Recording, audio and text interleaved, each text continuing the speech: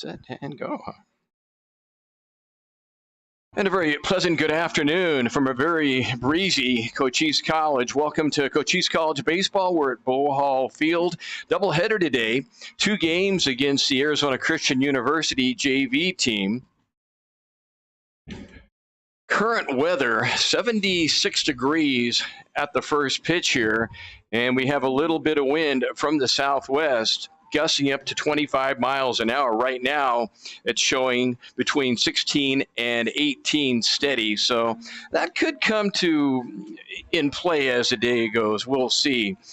For Cochise, they have won 11 games in a row. They come in 34-8. They are 17-7 in the league. They have a 1-game lead over Southern Nevada, who is playing Yavapai College today in Las Vegas. Now, this past week, they had the 3 wins over Community Christian, which is a conference opponent. This week, they defeated the Langley Blaze 6-0 and 11-1. And then on Thursday, defeated the Ottawa JV team 13-3 and 5-0. In that first game, they had 13 runs on 14 hits. Both games, they had no errors at all. So Cochise playing very good baseball. Up next will be Eastern Arizona College next Friday and Saturday. Friday, a single game, Saturday, a doubleheader, and then 3 weekends in a row where the Apaches will be on the road. And from there, we'll see what happens when it comes to the playoffs at the end of April. Matthias Norell will be on the mound. He's the ace of the staff, a 1.38 ERA, 52 innings under his belt, and he's only allowed 8 earned runs. That is phenomenal numbers. For the Arizona Christian, this is one of their prospect teams. They have a red team as one of their teams, and I believe also a white team. Henry Palmer will lead off, the left fielder, Zion Judkins, and then Devon Tadowny, the top 3 hitters for ACU in the first inning. First pitch, hit foul down the left field line and out of play. Now, Arizona Christian is located up in Glendale. They are a NAI school, a very, very strong NAI program. Their varsity has a doubleheader later in Phoenix tonight. Pitch on the way. This one outside. The count 1-1. Well, before we talk more about Arizona Christian, let's get you caught up defensively. Alex Dabrowski, Francisco Lea, and Tyson Owens from left to right in the outfield. Matthias ready to go. And this one is a little bit high. 2-1, Caleb Smith, his battery mate today. Infield, TJ Shaw, Ken Ryan, Sawyer Feck, and Andrew Yee from third to first. And they have been beyond good. Hardly any mistakes in that infield. And this one is hit to left field up in the air. Dabrowski comes in a few steps, makes a catch. And we have 1 down here in the first inning. And that'll bring up Zion Judkins. And then we'll see Devon Tadowny. Now, again, these guys for ACU, they're trying to get to the point where they can get on that varsity roster. Norell looks in, gets his sign. First pitch swung on and missed fastball. Norell has a very good fastball, a great slider, as I call it, when the ball goes from against a right-handed batter from left to right, and has great sinking action. Has a curveball and really can mix his pitches up. That's a fastball at the knees in the count 0-2. And when he is on, he has good movement, and he can hit all parts of the plate. And that's why he has a tremendous 8-1 record. Pitch on the way. That one swung on and missed. And down goes Judkins. So 2 down, and here is Devon Tadowny coming up. So going back to ACU, the hope here is that these young players, most of them freshmen, some sophomores, will get an opportunity to get on that varsity roster. Pitch on the way. Boy, he took a little bit off, but good movement, good late movement, and the count is 0-1. Dimensions here, 365 in the power alleys. Dead center, 385. Fastball inside. And down the line, 345. So by standards, not a big ballpark, not small, but he's somewhere in the middle as far as what it takes to hit one out. Pitch on the way, that one low, and the count now 2-1. We saw Tyson Owens deposit Owens with 5 home runs. We've seen him deposit a few. One on Thursday. And this one is hit down the line, and that's a fair ball. And getting it in a hurry is Alex Dabrowski. Noah Ellison also had a big-time home run on Thursday. Coochis will talk more about their great team batting average when they come to bat, but it's worth mentioning. Many extra base hits and 19 home runs on the season. Norrell ready to go. 2 down, first inning. Pitch on the way. This one hit foul down the right field way and out of play. Small crowd on hand at the moment. Saturday afternoon, non-conference baseball. Boy, one of the few Saturdays where we've had non-conference play. This is the bye week, so that's where they can fill it in. Pitch on the way, that one low. Well, caught the knees. And that's been a very favorable spot so far. 0-2 the count. Connor McClellan, the catcher for ACU. Here's the pitch. That one hit foul, just foul down the first base line and out of play. And just trying to get a piece with McClellan to hang on here and stay alive. 0-2 the count. Outfield pretty much straight away. Dabrowski fairly deep. Loya and Owens mid-range, depth-wise. Norrell ready. Quick throw to first. Norrell has a pretty good move to first. We've seen him pick off several runners in the times he's been up on the hill. Smith going over the signs. Here it is. This one hit foul again. So staying alive. Adley Smith going over the signs. 0-2 the count. Well, if you're McClellan, you've really, with the speed of Norrell, you've got to kind of guess what's coming and try to prepare for it. Pitch on the way. That one outside. Nice stop. Throw down to second.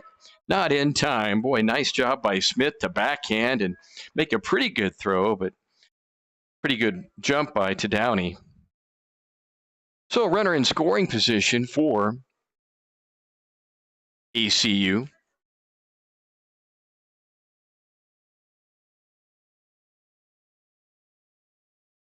Quick look back at second. Here it is. This one again fouled away, same spot. So McClellan not going down easy. He is making Mathis Norrell throw some pitches here. Norrell's out of Montpellier, France. 6'5", 195, and this one ditto. And that is the 4th foul ball. Almost the same location. By McClellan.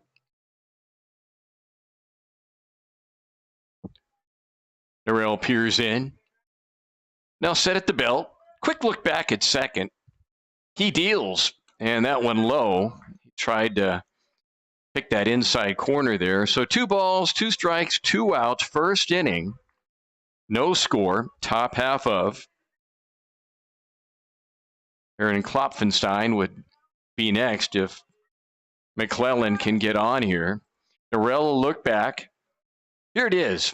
Boy, he broke something off. Boy, good movement, and McClellan was just frozen, and he knew it. So 2 strikeouts in the first inning. And I'll tell you what a great strikeout to walk ratio Mathis Norrell has now. 71 strikeouts on the year with the 2 in the first inning, and he has only walked 20 all season long. We've played 1 half inning. ACU nothing, and Coochis coming up.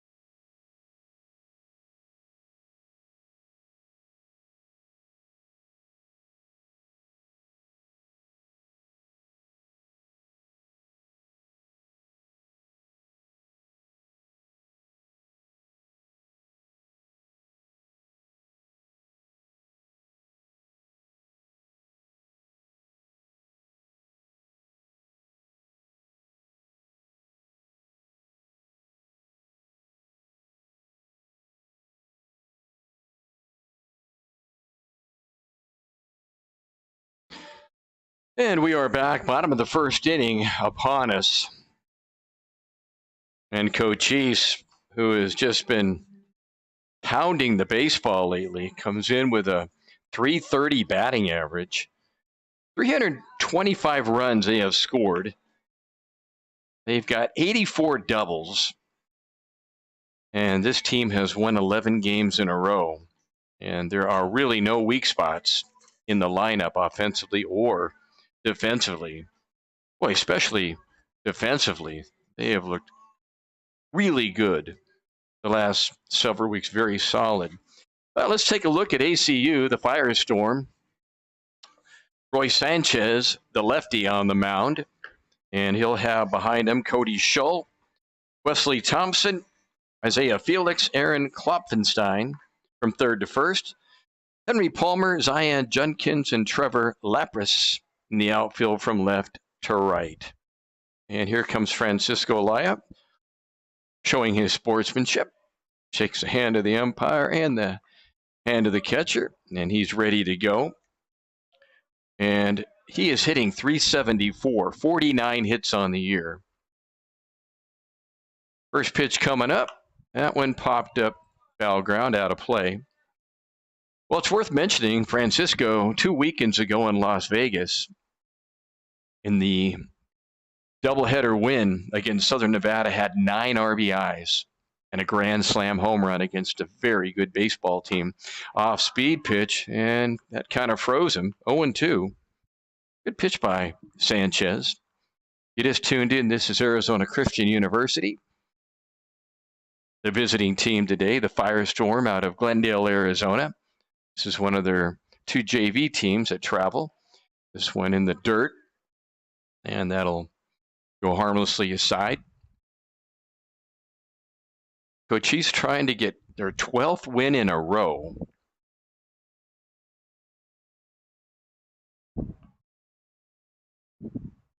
After their last sweeps of Community Christian, Langley, and this one high and outside, and count 1-2.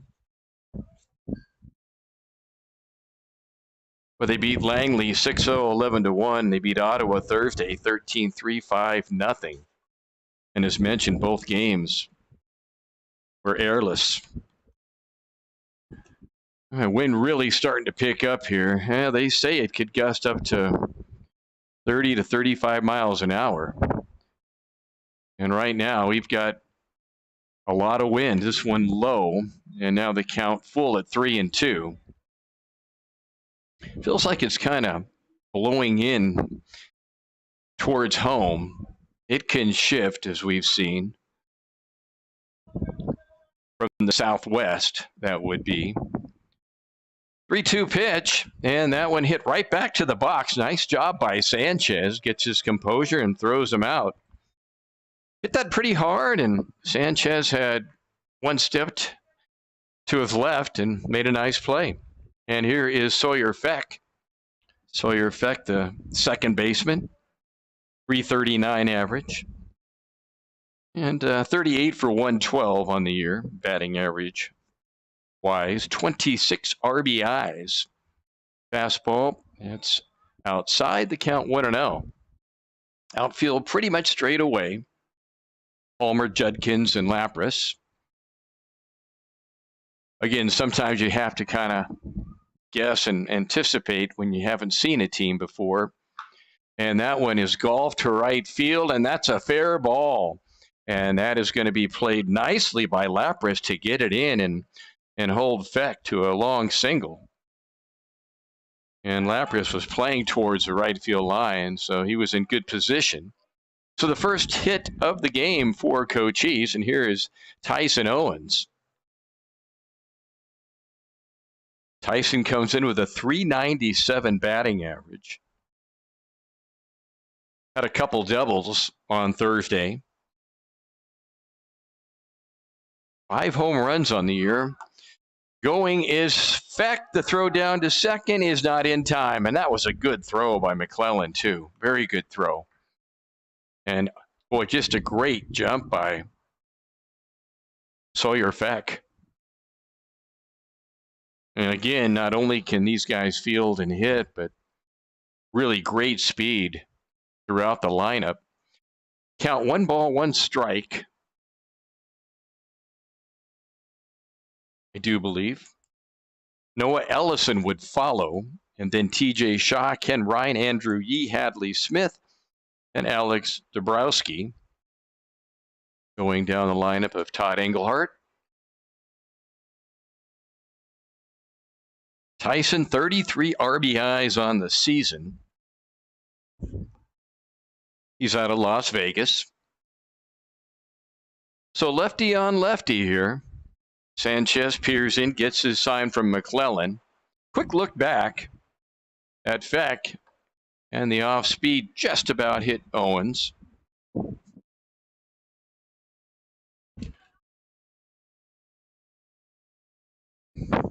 Owens was hit by a pitch in his last at-bat Thursday. Quick look back. Sanchez ready to go. He deals, and that one low. Reason I remember that is he had the grin on his face like, man, I want to hit the baseball. I don't want to walk. When you're in the zone and hitting well, you just want that bat in your hand. Sanchez ready.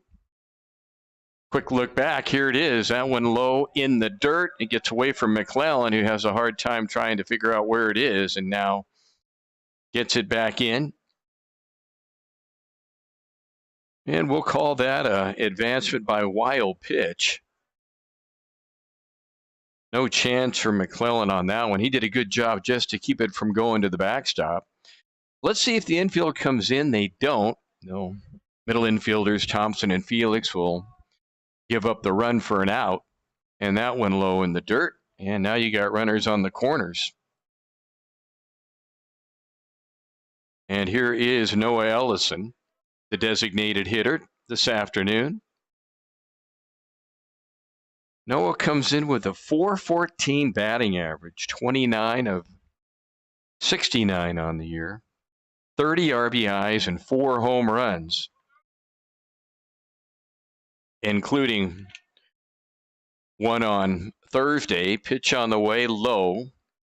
McClellan, a good stop again. Well, let's see if Owens is sent here to try to put 2 runners in scoring position. And now they're going to call a balk, of all things. Well,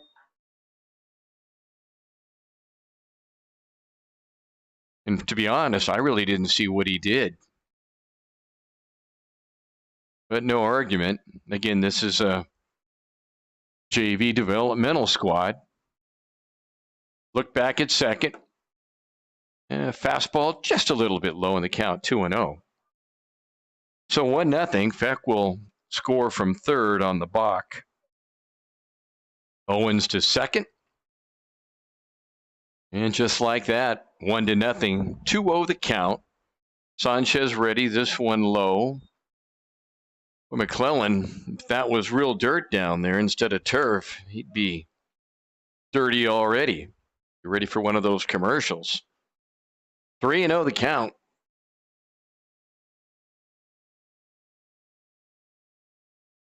Quick look back. And the pitch. That one right down the pipe. The count 3-1. Well, they have their schedule listed, and if it's true to plumb, so to say, they played a doubleheader yesterday, and they had a game Wednesday.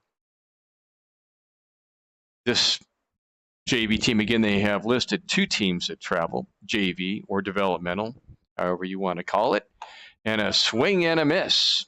And the count 3-2. Good fastball that time. Noah a little bit frustrated that he didn't connect that one, but that was a wee bit out of the zone, it appeared. Good lead for Tyson Owens. Ellison waits. Sanchez, a quick look back. He deals, and that one low all the way to the backstop. That just ate up McClellan. So now you got runners at first and third. So 2 walks in a row. And Tyson Owens now 90 feet away. And here is TJ Shaw. TJ from the Las Vegas area, Henderson. Shaw comes in hitting 366. Well, there's just no let up as you go down the list. Batting wise, 48 hits, 27 RBIs. Pitch comes up, this one low. Well, at the bottom of the knees. Don't know if TJ quite agrees, but good lead for Allison. Wouldn't be surprised to see him go here. 0-1 pitch coming up. Here it is. That one right at the letters. Boy, good location. 0-2 now. So Roy Sanchez trying to limit the damage here. One out. Runners at the corners. One run in. Gets his sign. Here it is. That one just did miss. And hit right where McClellan's glove was, but he was setting up a wee bit outside. The count 1-2 now. A pretty good location, good patience by TJ. Outfield straight away. Sanchez ready, runner goes. Throw down to second, not in time. And that is strike, well, it missed, so 2-2. So that was an off-speed pitch, which is a good pitch for Allison to run on. He did. And Shaw took a pretty close pitch. So second and third, 2-2 the count. Shaw trying to get a couple RBIs here, and he swings and misses. Well, able to hold. Well, I thought his bat came around, but he just pulled it back in a hurry. So tell you what, TJ Shaw with great patience.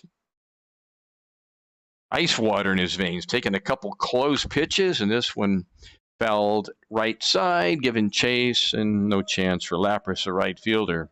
So in all honesty, Sanchez is throwing a couple of very, very close pitches that just did miss. 3-2 the count. And Shaw that last swing started and held back on a ball just out of the zone. Breaking pitch, 3-2 pitch. That one's another breaking pitch, and that is strike three called on the outside part of the plate. Almost the same location as the one that Shaw started and held back on. So that is the first strikeout of the day for Sanchez, but that's a big one. And here's Ken Ryan coming up. Kenny hitting 352, 37 hits on the year. He's got 17 RBIs. And let's see, 5 doubles, and could use one here for a couple RBIs. There's a fastball, misses just outside. And the count 1-0.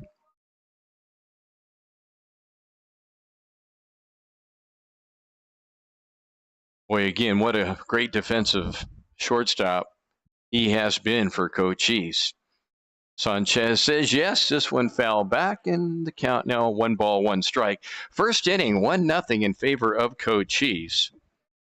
In the inning, a ground out, a single, a walk, a couple of walks, a balk, and that produced the one run that Sawyer Feck scored on. But right now, Owens and Allison in scoring position. Sanchez ready to go. Quick look back. Here it is, off speed. This one hit foul right side and out of play. And ahead of the count is Roy Sanchez. And I tell you, that is key when you're facing a good team like Coochis that has great discipline at the plate. 1-2 pitch. Quick look back at second. Here it is. This one is popped up right side, and that'll land about the same spot. So whoever is picking up baseballs today will not have far to go. 1-2 the count. 1-0 Coochis. First inning, non-conference. Arizona Christian University junior varsity team. Here it is. And this one fell back again. So the last 3 pitches have been off-speed stuff. And Ryan just fighting him off up there, waiting for one that he can turn on. So we'll reset, try it again. Scholl, Thompson, Felix, Klopfenstein. Third to first, you're infield. And this one, right side, and let's see, giving chase, and the wind's going to knock that one away, Boyer. And Klopfenstein made a great effort. He came a long way, and the wind was blowing it in. And Connor McClellan went over there also. Didn't have a lot of hang time, and the wind was pushing it back towards the fence. So let's reset. 1 ball, 2 strikes, 2 outs. First inning, 1-0. Apaches. Roy Sanchez throwing a lot of pitches here in the first inning. And here it is. Fastball. This is outside. And the count 2-2. And everybody in the dugout that's wearing yellow, which is ACU wishing on that one, but it just did miss outside. Again, he hit the glove. McClellan sitting up just a little bit outside. So deuce is wild. 2 balls, 2 strikes, 2 outs. First inning, 1-0. Sanchez ready, deals, and a swing and a miss fastball. That was low on the outside corner, and back-to-back strikeouts. So Coochis will pick up a run on 1 hit. There were a couple walks, a balk. They strand 2. 1 in the books from Douglas, our score. Coochis 1, Arizona Christian 0. Back after that.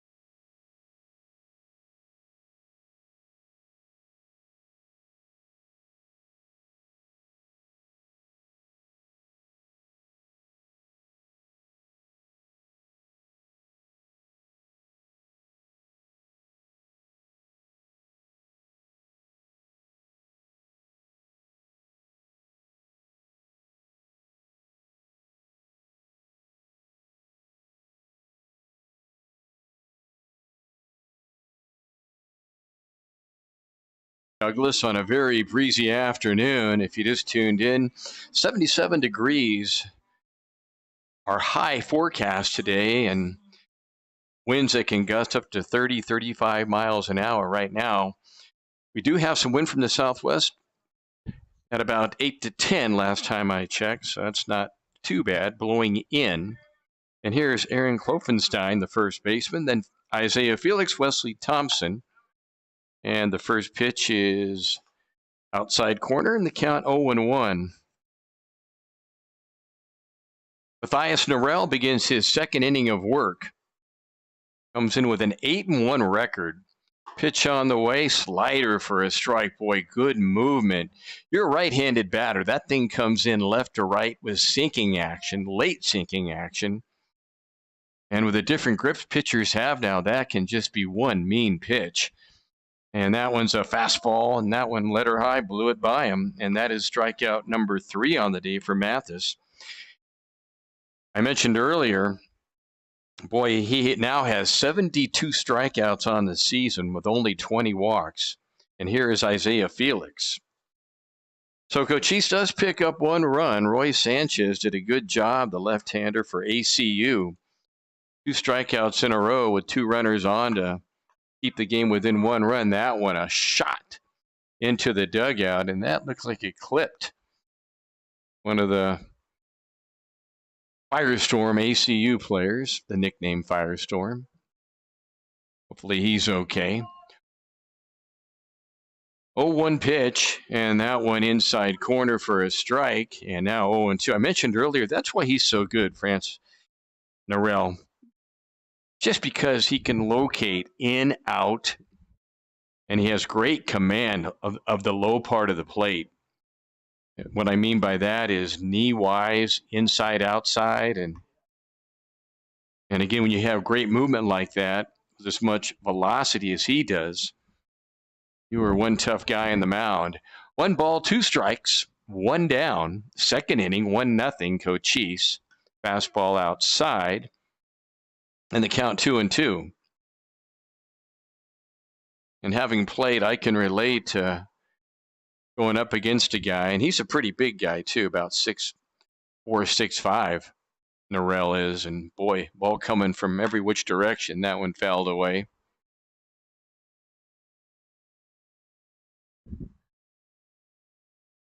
Some guys have good command, maybe of a more the inside part, and some guys have more command of a late break, but he can do it both ways. And that one hit down to second. Easy play for Sawyer Feck. 4-3 on the putout, and just like that, 2 down here in the second inning. And here is Wesley Thompson, the shortstop. But now 54 innings pitched by Norell this season and only given up 8 earned runs. Pitch coming up. That one, good movement late on it, and the count 0-1. And when you pitch him for these short 7-inning games, that you can almost depend on. He can maybe go the distance. Boy, and it just ditto again.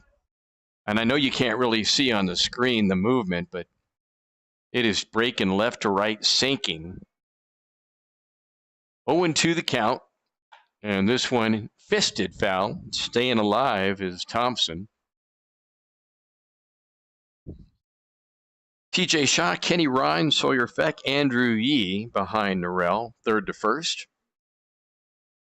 Dabrowski, Loya, and Owens left to right. That one in the dirt. Hadley Smith, nice stop on it. Boy, Hadley's been very, very good behind the plate defensively.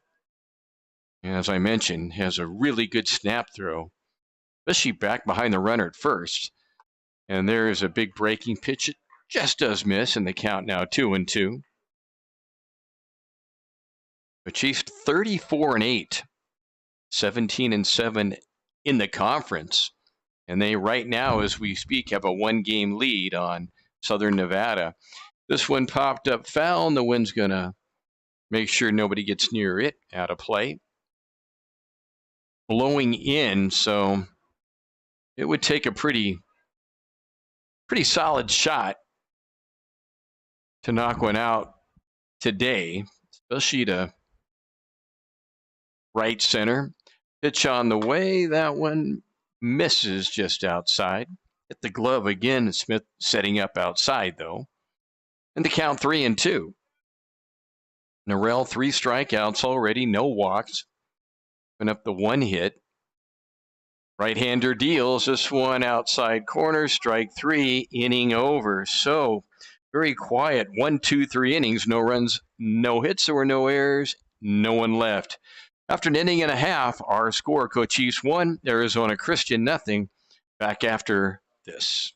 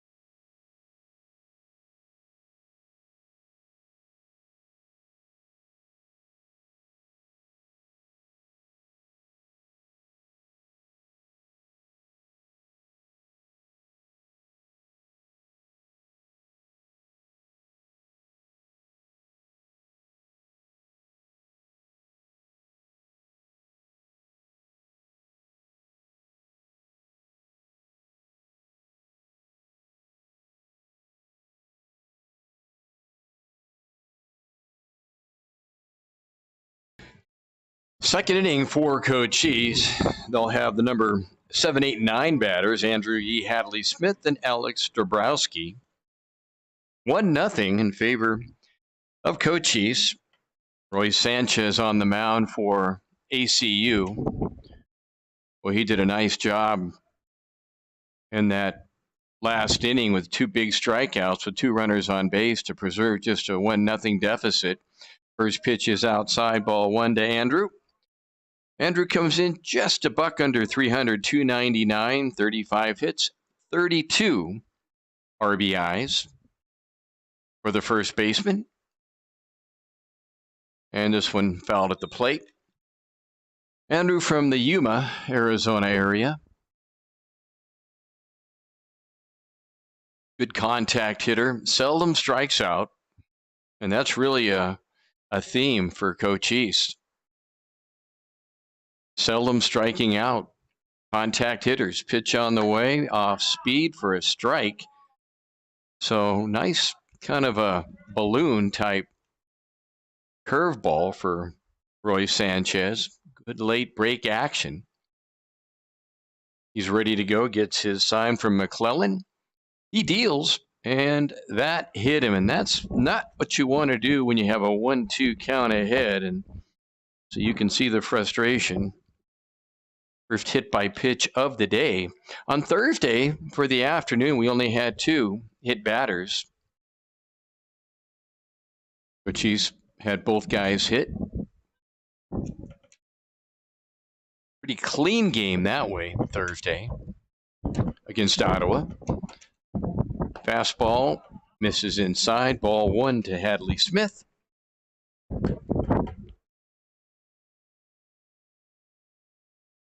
Hadley comes in with 15 hits on the year, 208 average, and 14 RBIs. But when he gets his arms extended, he's a pretty good power hitter. We've seen him rip a couple into the gaps. Thompson and Felix, some middle infielders. Open for that double play ball midway. And this one right down the pipe, took a little bit off. Good location that time by Roy Sanchez. And 1 ball, 1 strike, second inning. 1 run on 1 hit for the Apaches. No runs, 1 hit for the Firestorm. And another throw to first, and he almost threw that one away. Nice job by Klopfenstein to reach back and keep that thing from heading into the right field bullpen. Sanchez, a peek at first, gets his sign. Here it is. Fastball high, and the count now 2-1. So Sanchez got ahead of Yee 1-2, and then hit him on an off-speed pitch.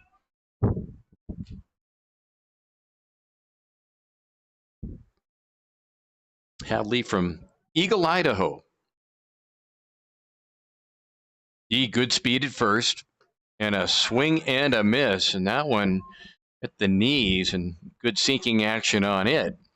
2 balls, 2 strikes, nobody out. Second inning, this game's scheduled for 7. Look over at Yee. Be surprised if they send him. And they went curveball on that one outside. Snap throw to first, but back easily is Andrew Yee. So 3-2, and this is about the 3rd batter that Sanchez has gone 3-2 with. Struck one out and lost one on a 3-2 count. Let's see what happens here. 3-2, and that one hit down to second. Good hop. They go to short for 1 to first, and that is a double play.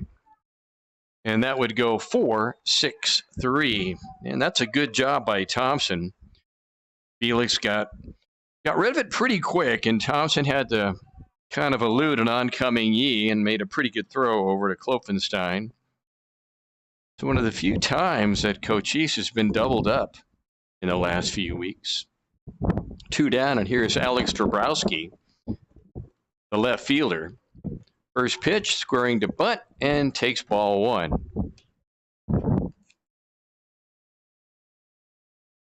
Dabrowski, a 361 average, 30 hits on the year, 14 RBIs.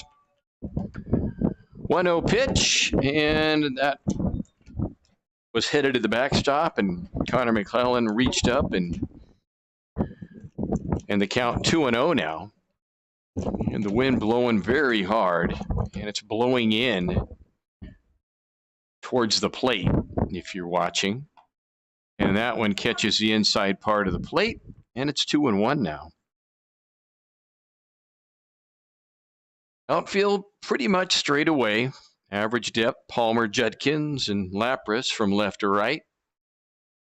2 down, 2-1, 1-0 Coochis, and this one, big chopper down to third. Good hop for Scholl, throw across, he gets him, and 5-3 on the putout. So a pretty good inning after the hit batsman. Sanchez did a good job. He got the 4-6-3 double play, the ground out to third. We've played 2 from Douglas. It's Coochis 1, Arizona Christian 0.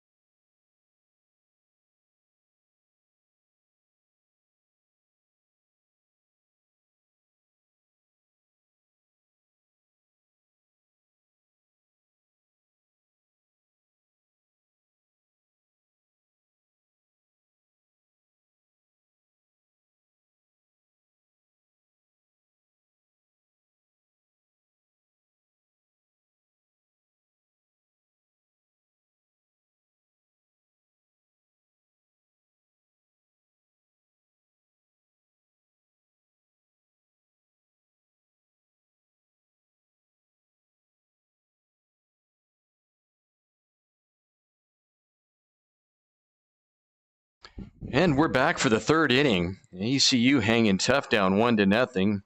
They'll have their 8, 9, and 1 hitter, Cody Scholl, Trevor Lapras, and Henry Palmer, to face a very tough Mathis Norrell. And first pitch, strike, outside corner, late break again. That's worth mentioning if you just kind of tuned in. Mathis Norrell, 8-1 record, a 1.38 ERA. And a swing and a miss, and he's really the ace of the staff. If other guys that do very, very well, but he's your starting guy on the first game of the series or the first 7-inning game. Pitch comes up, that one outside. And usually it's Coach Engelhardt saves him for that doubleheader Saturday, and he'll get the 7-inning assignment. And he is one tough guy to face in a 7-inning game, as his record indicates. Boy, good swing and a miss on a high fastball. And that is strikeout number 5 here in the third inning for Mathis. 6'5", 195 out of Montpellier, France is Mathis. First pitch, gobbles that outside corner. Trevor Lapras steps in. For ACU, they do have 1 hit. Both teams with 1 hit. Coochis got their run via a couple walks and a balk. And there's late breaking action, but it's outside. And the count 1-1. Coochis trying to get their 12th win in a row. 11 straight. And a swing and a miss, a foul tip, and the count 1-2. Dabrowski, Laya, and Owens, left to right, the outfield. Norrell ready. He doesn't take a lot of time, and there is strike 3. That is strikeout number 6. Top of the order we go to Henry Palmer, who flew out to Alex Dabrowski in left field in the first inning. Mathis ready to go, as I mentioned, doesn't waste a lot of time, and fastballs outside, the count 0-1. On deck would be Zion Judkins if Palmer can get on here. ACU, Arizona Christian University, located in Glendale. They're part of the NAIA.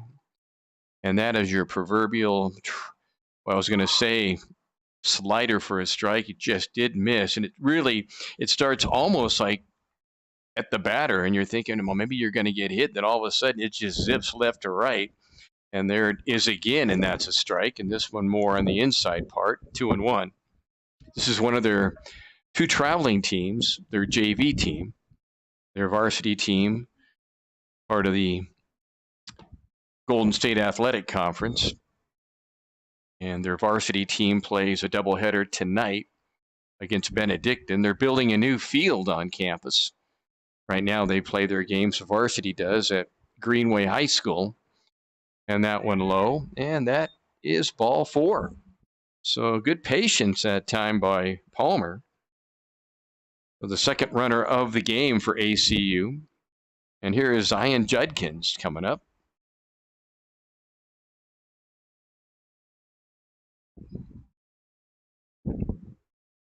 Rail peers in. Quick look over at first.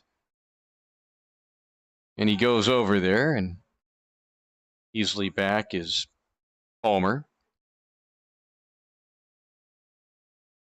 They've been on their Glendale campus now just about, probably time flying, maybe going on 9 years. Fastball low. They were over more in North Phoenix, and they just ran out of room to build. It started out as a very small, really, Bible college, has grown into a really big Christian college with all kinds of different degrees now and programs. 2-0 the count.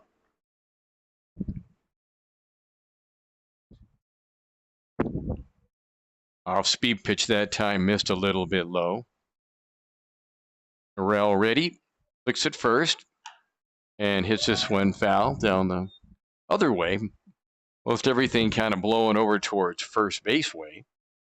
And the count 2-1. Very good basketball program at ACU. They got to the Final Four of the NAIA championships in Kansas City a week ago. Here's a pitch. That one low. Throw down to second is not in time. Boy, a great slide by Palmer. A very good throw by Smith, and an even better tag by Ken Ryan. One of those whirl around spinning type tags, just to show how quick his hands are. But runner in scoring position, 3-1 the count on Zion Judkins, 0 for 1 on the day. And did he go? Yes, he did. Tried to check that as a ball a little bit low in the strike zone. Probably would have missed. He tried to check his swing. 3-2 now with 2 outs. Norrell ready to go. Quick look back at Palmer at second. He deals the plate, and this one is just inside. Didn't miss by much. Boy, good eye by Zion Judkins. So back-to-back walks, and that's a rarity for Mathis Norrell. And again, it's very breezy now.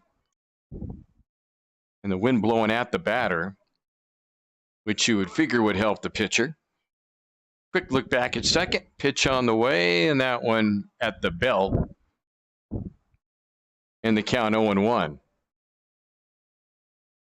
So Palmer at second, Judkins at first. Both guys walked. Mathis Norrell says yes, here it is. This one swung on and missed. Foul tip, count 0-2. So Norrell, who has done a great job this season, win with runners on to get ahead of batters, which is key. And you can throw 1 or 2 out of the zone like he does there, and this one misses outside. The count 1-2. And just to continue on ACU, their history, they have just about every sport, including football. The pitch, that one low, nice stop by Hadley Smith, and the count 2-2. So deuce is wild. 2 balls, 2 strikes, 2 down. You're in the 3rd inning, 2 on. And Downey, the only hit of the game for ACU at the plate. Mathis ready, deals. That one swung on and missed at the knees. It was good location. So he strikes out the side. 3 strikeouts in the inning for Norrell. Gave up a couple walks, but in this game, he now has 7 strikeouts through 3 innings. So we head to the bottom of the 3rd. It's Coochis 1, Arizona Christian 0.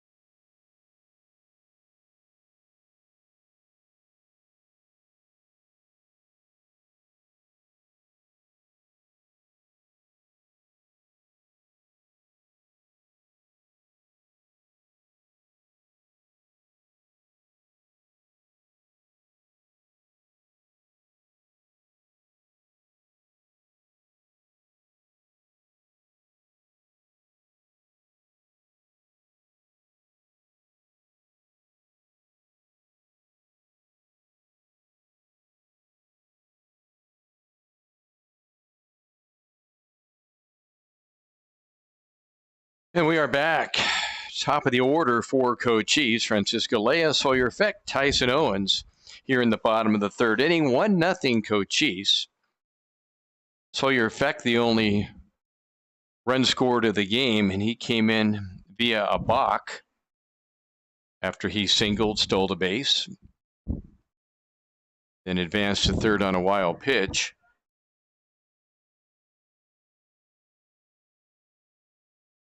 And we have a little stop in the action.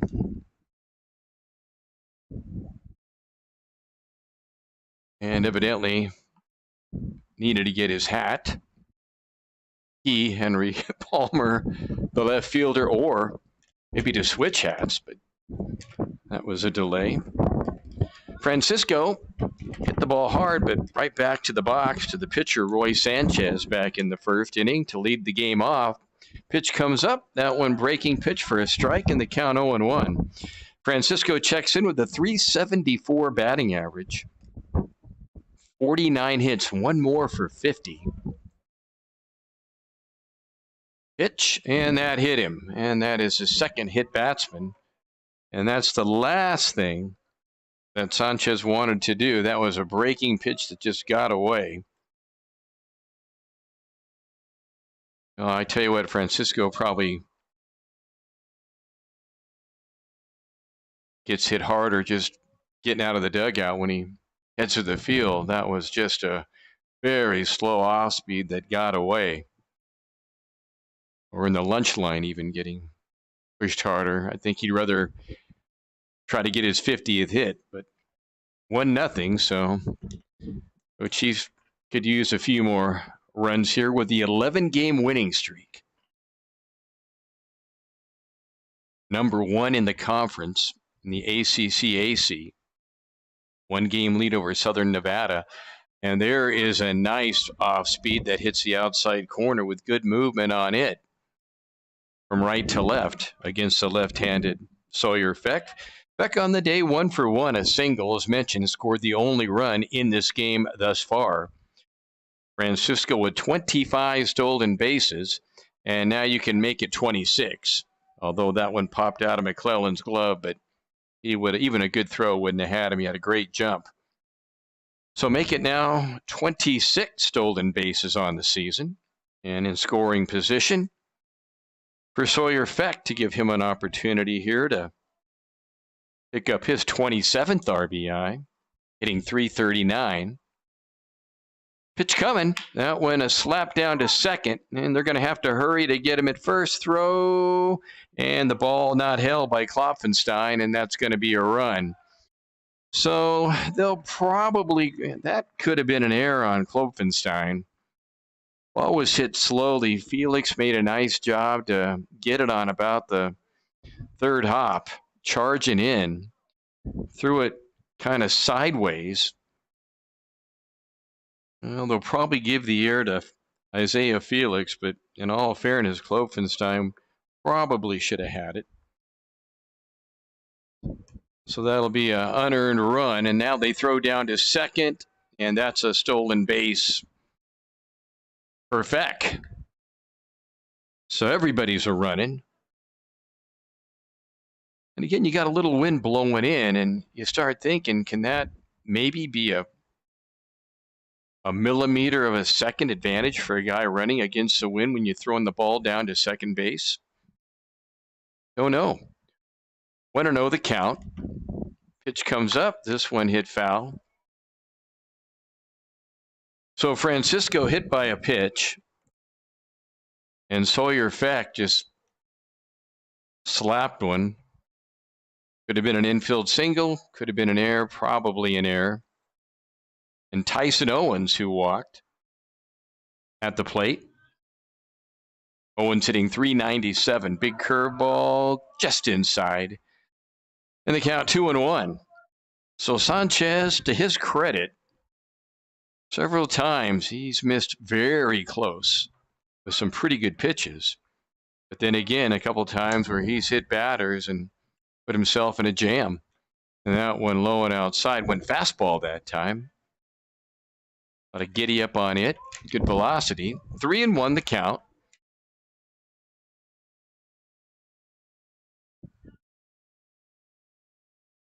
Owens, good power. Leads the team in home runs with 5. Quick look back at second. Now they throw back there, and had Wesley Thompson held onto the baseball, that would have been an out, as Feck was leaning the wrong way, and that should have been an out. So tell you what, the Coochis getting a few breaks here and there. And now you got some dust blowing across. Here's a pitch. That one swung on and missed for a strike. And the count now full, 3-2. So you got a feel for Sanchez. If Klopfenstein can field the baseball, that'd have probably been an out at first. And if Thompson could have caught that, that would have been an out at second. Nobody out, though. And that's a hit batsman. And again, breaking pitch. And that hit the rear end side of Owens. And he kind of has that look, hey, I'd rather hit the ball. At that look on Thursday when he got dinged. Almost the same type pitch, off-speed stuff. So in the inning, a couple hit batsmen and the air. And against a good team like Coochis, you do this long enough and you're going to get some crooked numbers on the scoreboard pretty soon. 2 runners on. Fastball outside corner for a strike in the count, 0-1. Noah Ellison out of the East Valley area of Phoenix, Santan Valley High School. They are not holding Owens on, so anything in the gap would score 2 here. Beck and Olsen, great speed. And boy, another good movement late for Sanchez. And both times he's hit batters today, he's been ahead of the count, which Makes it more frustrating, I'm sure. 0-2 pitch. Allison waits. Curveball misses outside. Not by much. Again, the advantage, you're ahead of the count. You can go ahead and throw a few that are going to be off the plate in hopes that the batter will chase one. When you're behind in the count, you don't have that advantage. Sanchez gets his sign. Quick look back. Here's the pitch. And did he offer on the check swing? Well, they don't even appeal. And they count 2-2. I'm surprised that McClellan didn't even at least ask the plate umpire for an appeal. But so 2-2. Thompson and Felix, mid infielders, about halfway. Outfield straightaway. And now we've got a well, evidently they say the count's 3-2, if I heard correctly. And it is a 3-2 count. So good eyes by the base umpire. Runners go, and this one fouled away. So both runners were moving on the pitch. Feck and Owens. And Allison a chance here to get a few more RBIs. Noah has 30 as we speak. And Noah, 4 home runs. Second on the team in that category. And had one Thursday. Fastball misses low, and that is ball 4. Not by much. And again, Sanchez, the walk after he was ahead of the batter. So Feck down at third, Owens at second, and here is T.J. Shaw. Shaw 0 for 1, struck out back in the first inning. And with the bases loaded, 2-0. Let's see, they put the infield mid-range, trying to probably get the double play ball, and that's a line drive base hit, and that's going to score 1, and they will put the brakes on Owens. So Feck will score, Owens to third, Allison to second, and T.J. Shaw picks up another RBI, now 28 for him. And that is the third hit of the day for Coochis. Base is still loaded with Owens, Allison, and Shaw. Pitch coming. And that one off the glove of McClellan, and that will score another run as Sanchez late to get there. So that'll be a wild pitch. And Owens will score. Allison will go to third, and Shaw will go to second. And it's 4-0. And now we're going to have a little meeting of the minds as their head coach will go out and had a nice talk with him before the game and generous enough to give me a few minutes. And he's been at ACU for 13 years, so he has seen a lot of the changes there that have taken place with that program. And once again, in all fairness, this is a JV, a developmental team. They do have 2 developmental teams, ACU. Their varsity team, ranked in the NAI, plays tonight. A doubleheader against Benedictine, and that'll be over at Greenway High School. I notice they play at 4 o'clock and 7 o'clock. And the wind really blowing in.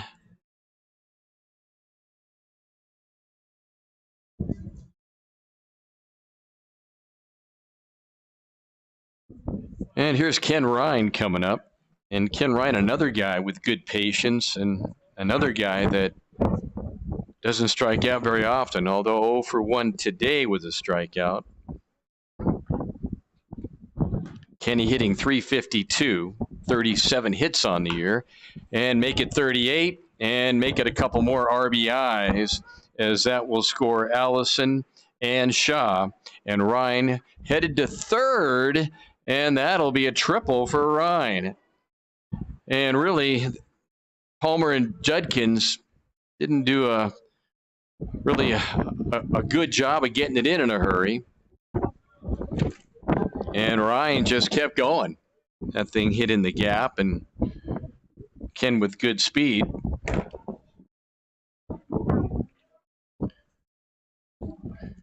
And coming to the plate will be Andrew Yee.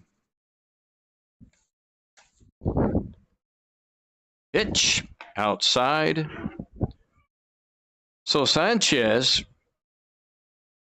again, the recipient of a couple of bad breaks in the inning to start the inning off.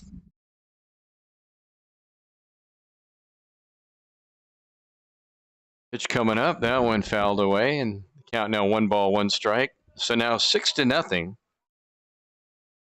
Well, to start the inning, a hit batter, then an error by Isaiah Felix, or maybe Aaron Klopfenstein on a slow roller to second. Not a great throw, but a ball that I thought should have been handled. And that one is hit to left center, and that's going to roll all the way to the fence. By the time Palmer gets this one in, that'll be a stand-up double for Andrew Yee. And it's now 7-0. And yes, there is a 10-run rule after 5.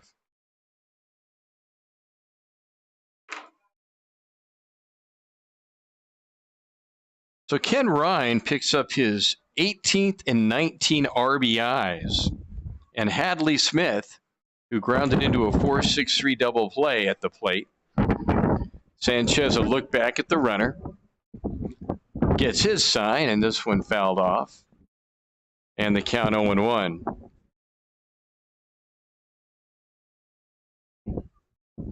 The wind not bothering the Coochis hitters whatsoever.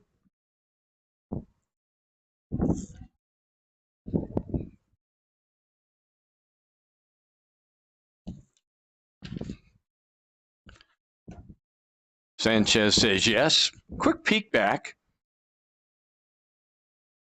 And the lefty deals. And this one foul tip, it looks like, off the glove of Connor McClellan. And McClellan today's made a couple of nice stops and a couple of pretty good throws. Just that Coochis just sometimes outruns everything. Nobody out. And the pitch. Big breaking pitch for a strike. And that is strike 3. Boy, good bend on that one. And Hadley down for the first out of the inning. And here is Alex Dabrowski, 0 for 1, grounded out to second. Back in inning number 2. So 5 runs in the inning. Pitch coming up. That one hit where nobody ain't, as Yogi Berra would say. And coming in to score, the ball's bobbled by Palmer. And that's going to be an error. That's going to allow Dabrowski to get to second base. So give Dabrowski a single and an error to get him to second. That will score Andrew Yee. And as you can imagine, if you've ever kept score at a baseball game, my scorecard is bleeding right now. And we're going to the top of the order, but we may have a pitching change first. We'll see. Again, don't know what the depth is. They had a doubleheader yesterday, the developmental team. I believe it's red and yellow developmental teams they have. Basically, you'd consider it a JV team. And that'll be all for Roy Sanchez. And we'll get a pitching change here in the 3rd inning. There is 1 out. 5 runs have scored. And it's 8-0. In the inning, Coochis has batted around. And we'll find out about the pitching change and be right back.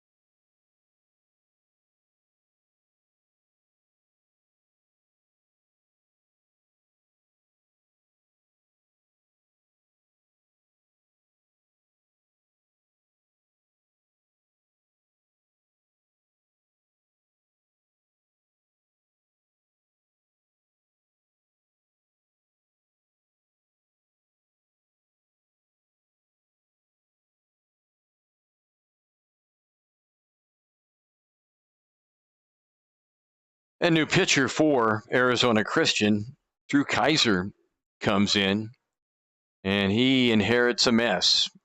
You've got one of the best hitters in the conference at bat, a runner at second. This is the 10th man to bat in the inning. And Francisco Loya, who started this whole thing off, was hit by a pitch and then came around to score. 8 runs in the inning. I beg your pardon, 6 runs in the inning, off-speed pitch. And that one just does miss. And they count 1-0.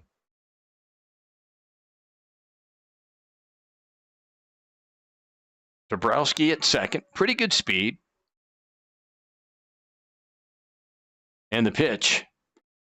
Swung on and missed. And Francisco Chase went out of the zone that time. And they count 1 ball and 1 strike. Kaiser trying to prevent any more damage here in the 3rd inning. The pitch. Swung on and missed. Boy, just good country hardball. And a big puff of breath for Francisco, who's hitting .374. Trying to get his 50th hit. Off speed. This one thrown down to 3rd, and if he holds on, it's an out. He does, and it is. So good throw by McClellan. And Dabrowski, who's trying to steal 3rd, is nailed 2-5, so 2 outs in this long inning. And the count now at 2-2. Pretty good pitch that time to take. Kaiser just did miss. Off speed's high, and the count 3-2. Drew Kaiser, just kind of a simple motion to the plate. Palmer, Judkins, and Lapras behind him. They've been busy this inning. And that one just does miss. So Francisco in this inning hit by a pitch and a walk. And that is walk number 5 issued by ACU. First one for Drew Kaiser. And Sawyer Feck steps in. Feck got on via an error earlier in this inning, came around to score a run. And fastball on the inside corner. Kaiser not throwing hard, just trying to make the batters hit the baseball, as the way it looks. And the pitch, that one's outside, runner goes, throw to second, is not in time, ball dropped. Pretty good throw by McClellan, and that was an easy stolen base for Francisco. Had a great jump, even a Johnny Bench throw to second wouldn't have had him. And that is Andrews' 27th stolen base of the season. That's got to be up there in the conference. This one popped up foul. It'll get out of play and hits the roof, of all things. 1-2 the count. Sawyer, .339 average. But collectively, again, this team with a .330 batting average. 11 wins in a row for Coochis. 1-2 the count. Look back at second. Off speed outside. And the count 2-2.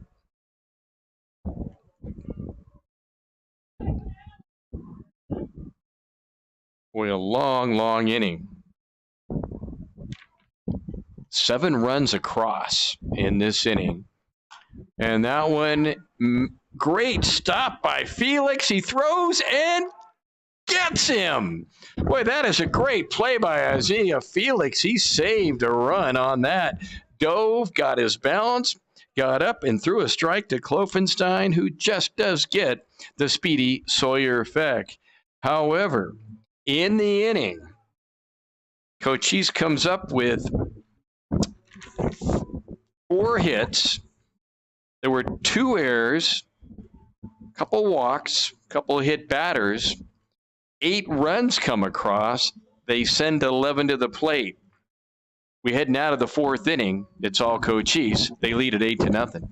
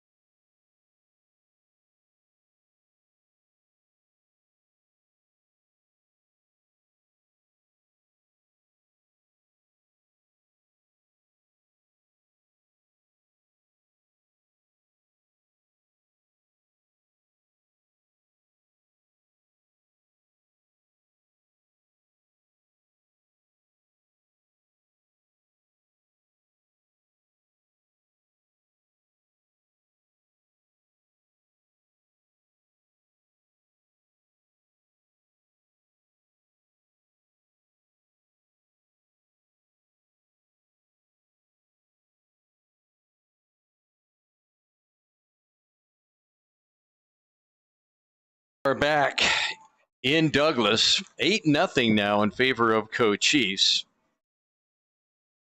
4 hits in that last inning. And as mentioned, they sent 11 men to the plate.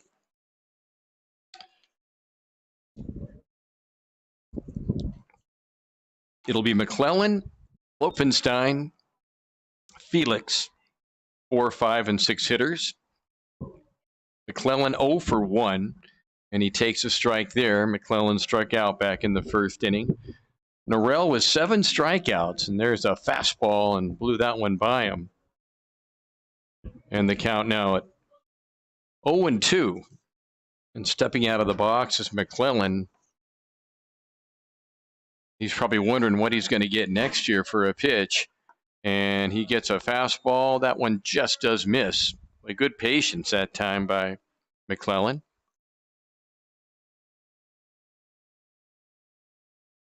And Norrell is one tough customer, a 1.38 ERA. And that one is golfed over to left center, and that is going to drop harmlessly in front of Dabrowski. And that'll be the second hit of the day for ACU. And here's Aaron Klopfenstein.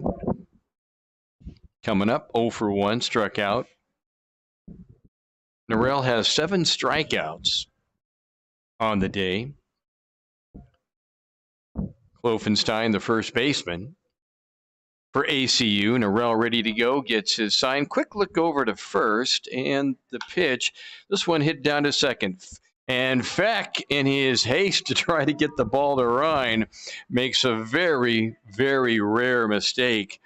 Well, Feck, what he did was he just wanted to try to quickly get it over to Ryan. I mean, that's almost like you're working on something in practice. And Sawyer just tried to pick it up too quick. And having played both positions at second and short, I know exactly what he was doing, especially with the lead. You kind of. So that'll be an error, and that's a rare error.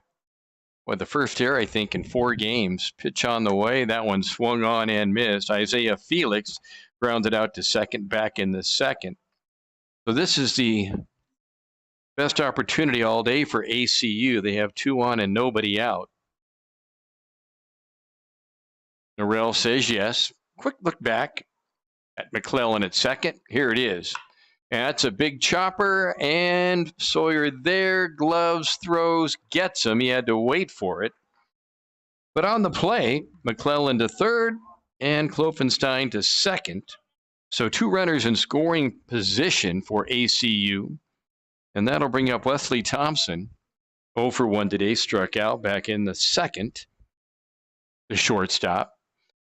In the infield back, they'll give up a run to get an out here and stay out of any kind of big trouble. And that one hit foul right side out of play.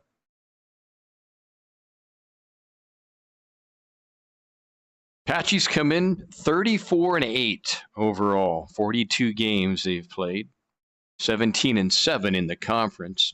And as mentioned, and now the infield comes in, Ryan and Feck. And again, you might be working on things here. Normally with a big lead like that, you'd keep folks back and give up the run to get an out. Ryan and Feck up. Fastball low, and the count 1-1. 1 ball, 1 strike, 1 down, 4th inning, 8-0. Coochis. 6 hits for the Apaches thus far. Norrell peers in. Here it is. And that's a chopper down to short, picked up. They go home and in a needless rundown, and that'll be an out. And Ryan just short hopped it and threw a strike into Smith.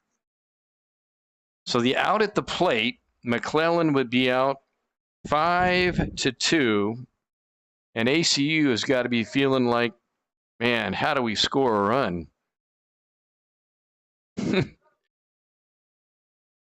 Took a nice hop for Ryan. Fielder's choice for Thompson. He'll be at first, and here's Cody Shull, 0 for 1, struck out. Takes low for a ball. The count 1-0.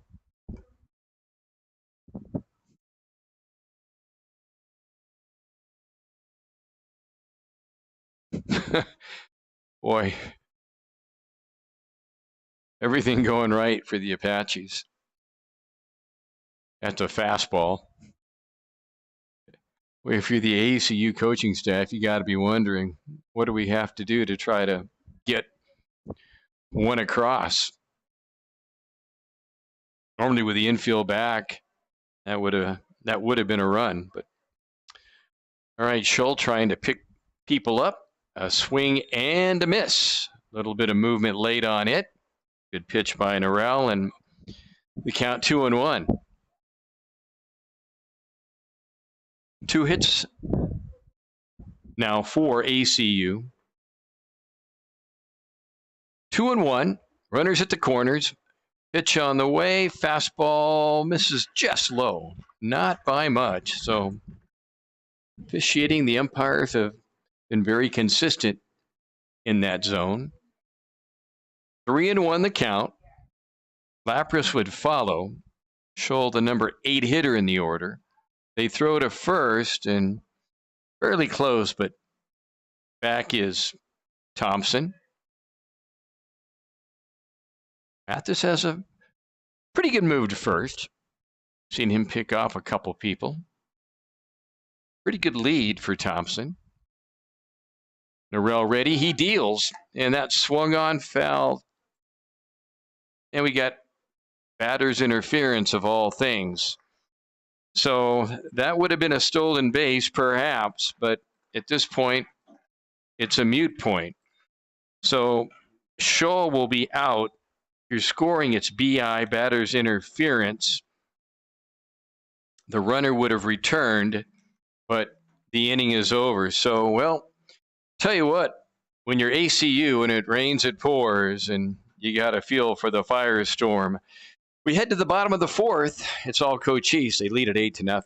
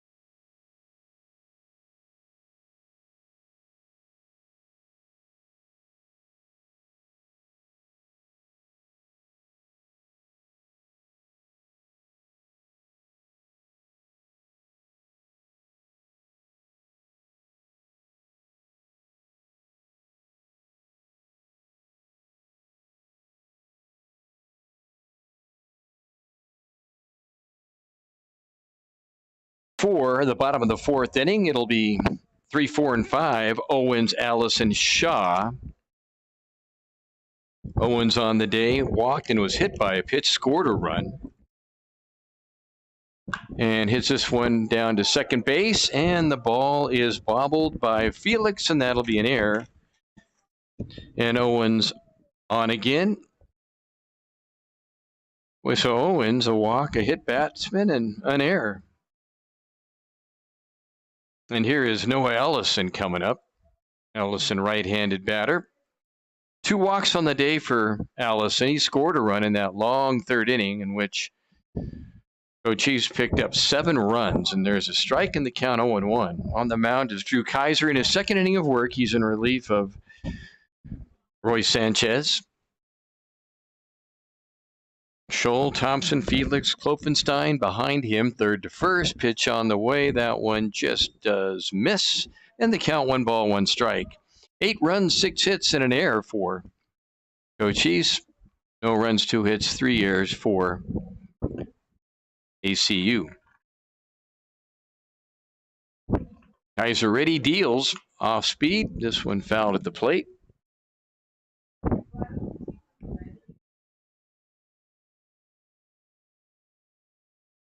And the count 1-2. Well, if Coochis holds on, which it appears that's so possibly be a 5-inning game, Coochis would have to score a couple runs here. This one low in the dirt, picked up by McClellan. He throws down to second, not in time. And we'll give that a stolen base for Owens.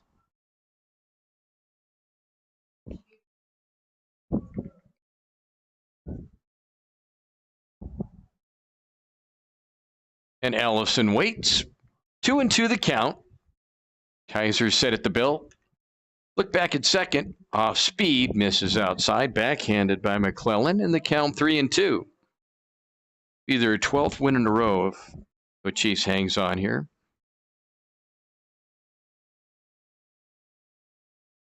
And win number 35. 3-2 pitch. That one hit foul, right side, out of play, and into the shrubs.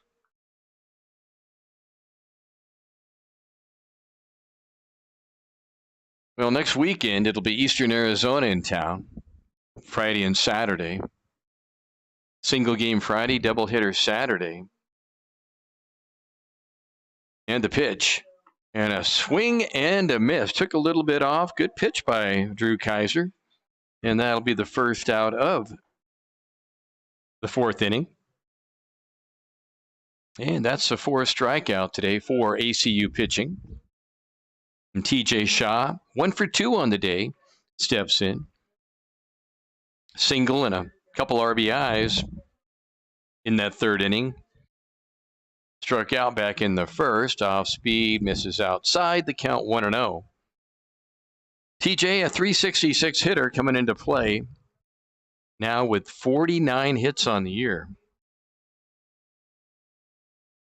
Trying to get his 50th right here. And that one outside. 2-0. Hoping he can probably get a pitch he could hit here. And the wind really blowing in now. You could see it on the shirts of all the players and the umpire.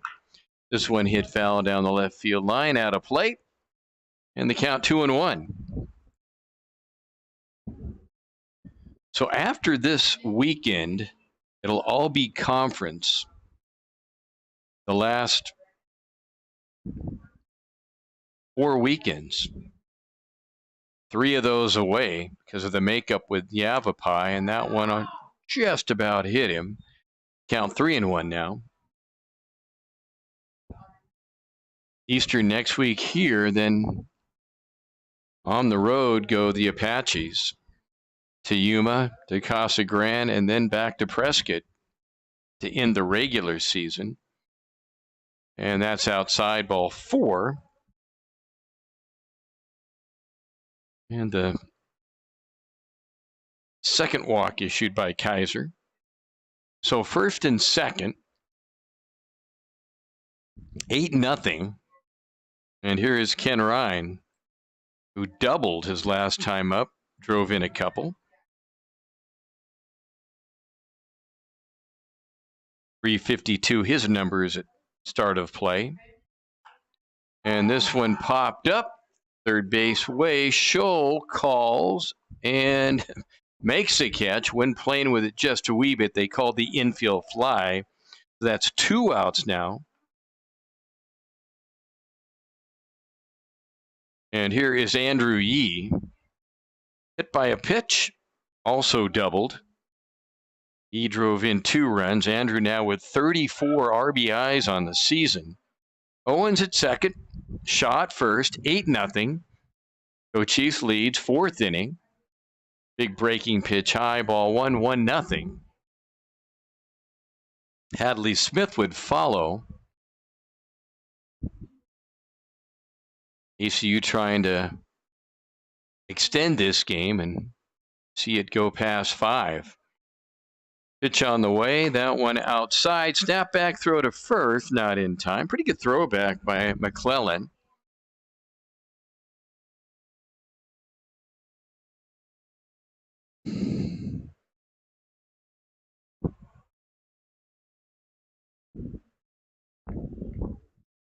"19 home runs coming into play for Coochis collectively as a team. Pitch coming. That one swung on and missed. Took a lot off it. And now 2-1 the count. To go with that .330 team batting average that Coochis has. Quick look back at second. And this one popped up right side. Looks like it's playable, and it is caught by Klopfenstein, and that will do it. So good job of pitching by Drew Kaiser to prevent any more damage. In the fourth inning for Coochis, there were no runs on no hits. There was an error, a walk. We now go to the fifth inning.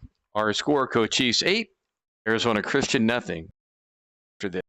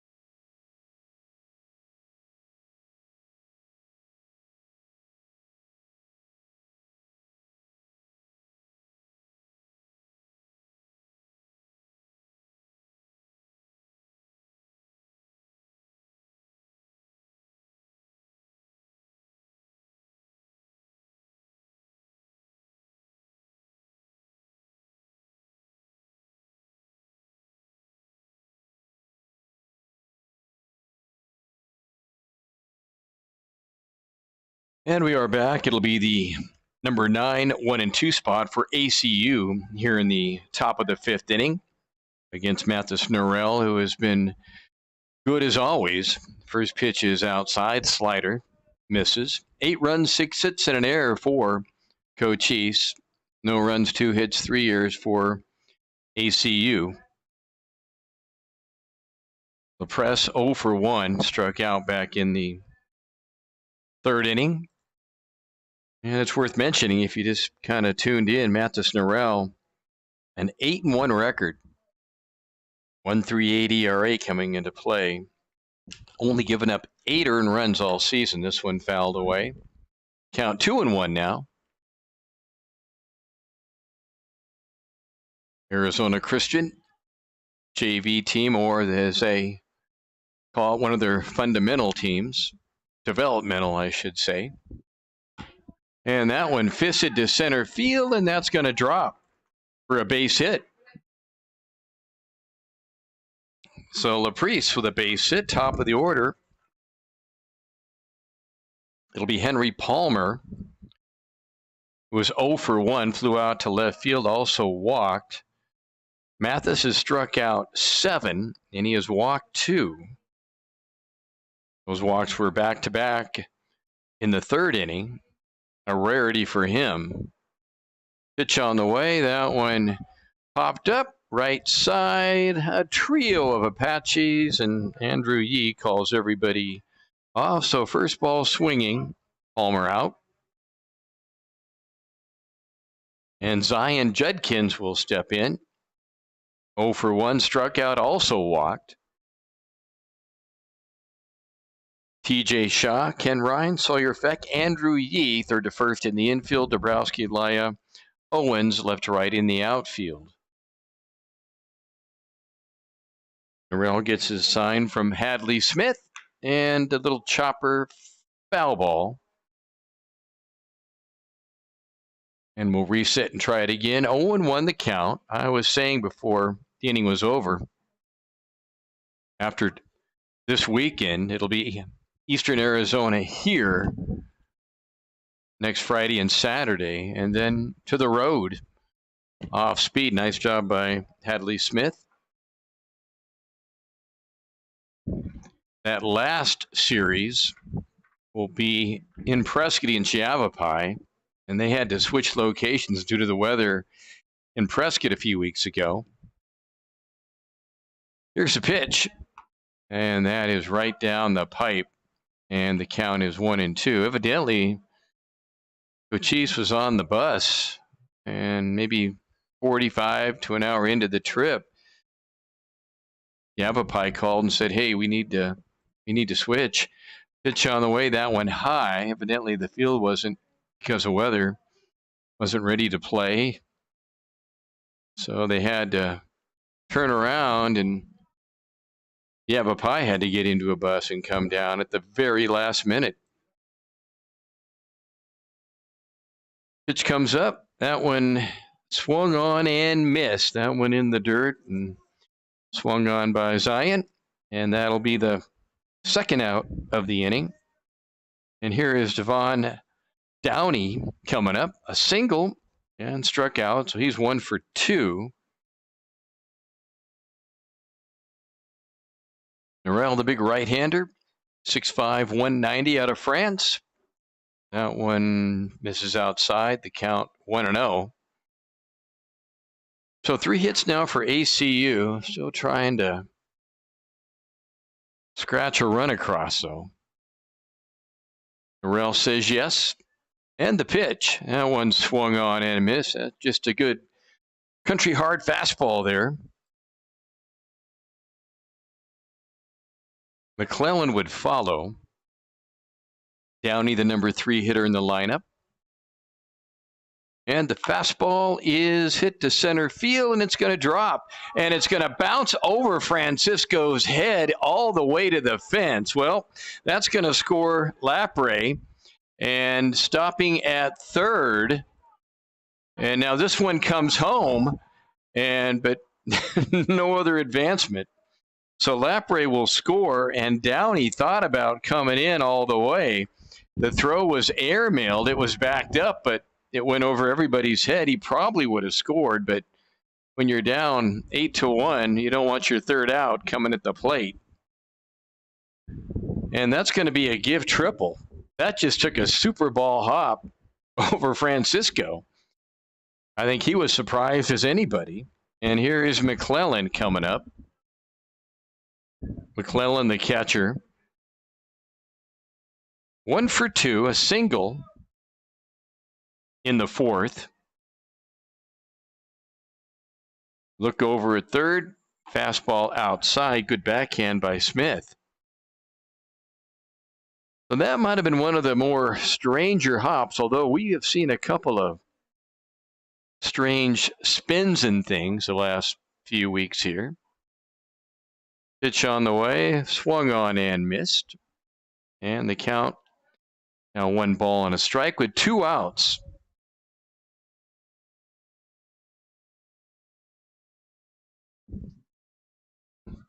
Fifth inning. Fastball misses outside. The count 2-1. Downey at third. Now they haven't had much traffic down that direction. ACU, 2-1 pitch. That one swung on and missed. Right on that outside part of the plate. McClellan trying to extend those arms out.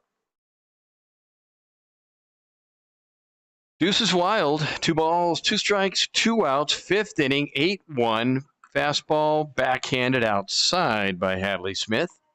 And the count full, 3-2. Well, Norel has struck out 8 and walked 2 today. Pitch coming. And this one rolled down to short. And a nice hop. Good job, and the ball in the dirt. Nice job by Yee. And Kenny Ryan, that thing was ready to take a bad hop, and Ryan did a good job. He stayed with it and threw low to Yee, but Yee digs it out. So 6-3 on the put out. In the inning, though, ACU gets on the scoreboard. They do it on, they get the 1 run on 2 hits. They had the single and that Super Bowl triple. And we go to the bottom of the 5th. It's now Coochis 8 and ACU 1.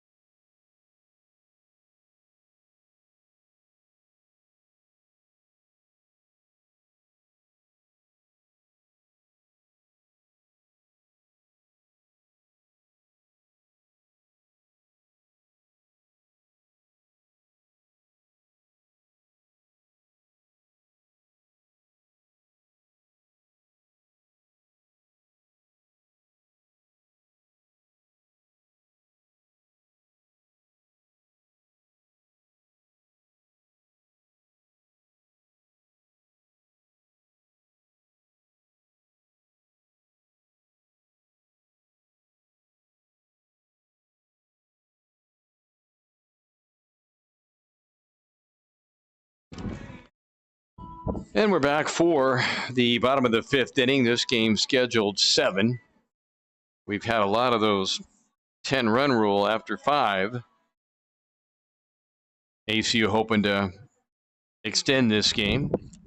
Hadley Smith, Alex Dabrowski, and then Francisco Lea, the top of the order.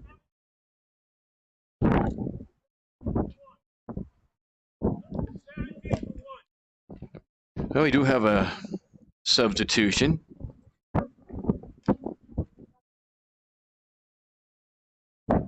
Pitch coming up, and that one inside part of the plate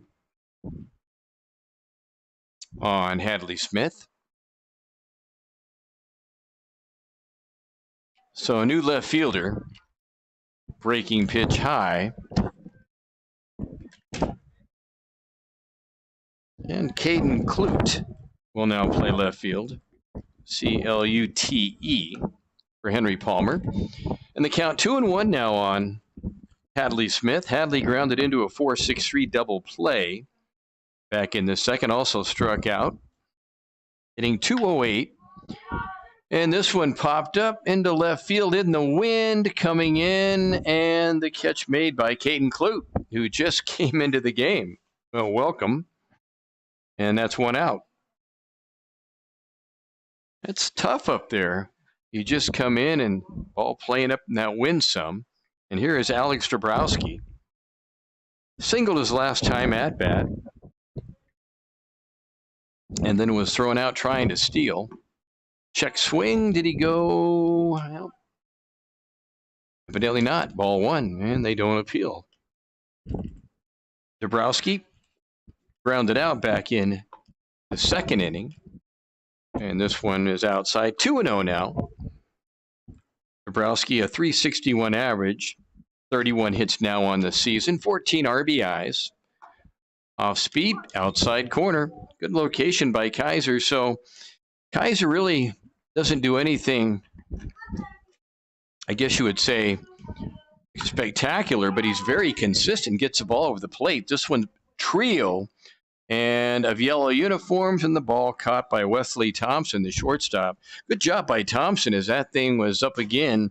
He and Scholl and Clute all surrounded the baseball, and nice job by Thompson for the 2nd out of the inning. So 2 pop flies, 2 outs, and the top of the order. And here's Francisco.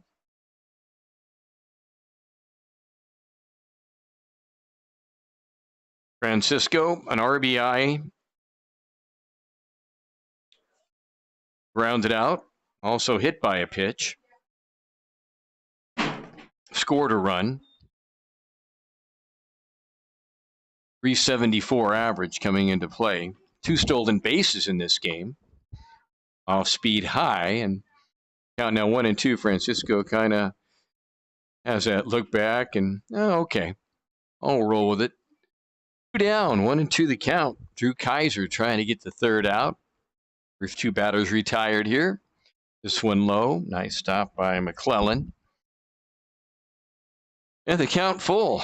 I beg your pardon, the count at 2-2. 8 runs, 6 hits, 2 errors for Coochis. 1-4-3 line score for ACU. Pitch coming up. This one almost hit him all the way to the backstop. And I would just bet that Francisco, if he had a choice right now, he'd rather stay at the plate and hit. And if you just tuned in and really weren't aware, 2 weekends ago in that series victory against Southern Nevada, Francisco had 9 RBIs. And that went outside. And so Francisco draws a walk. And let's see if he's already got stolen base 26 and 27 today. See if he can make it 28 here in the first game with Sawyer Feck at the plate. With Sawyer on the day, singled, got on by an error and grounded out to second. So he's 1 for 3. This one is outside, and the count 1-0.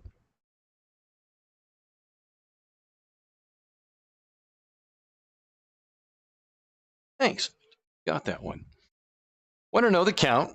Kaiser ready to go, deals, and this one is right down the pipe for a strike, and the count 1-1. 2 outs, 8-1 our score.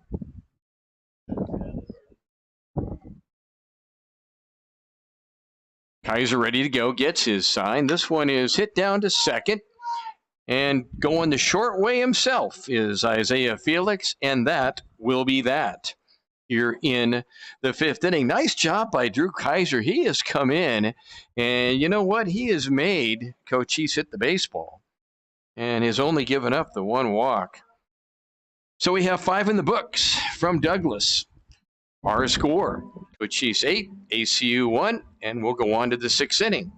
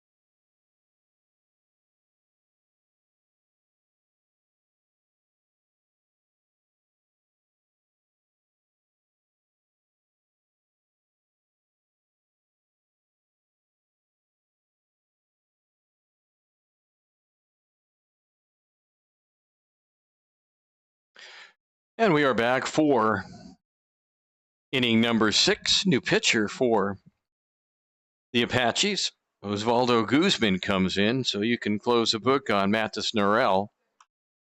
Struck out 8 today and only walked 2. So on the year now for Mathis, 77 strikeouts and 22 walks. Fastball high, and the count 1-1. Kloppenstein, Felix, Thompson. That's a scheduled 5, 6, and 7 for ACU. And a swing and a miss in the count 1-2. That was out of the zone, and good movement on it for Guzman. And you might even be able to hear the wind, but it's still blowing pretty good, gusting at times. 1-2 pitch, and that one fisted, and that'll go wide of the dugout.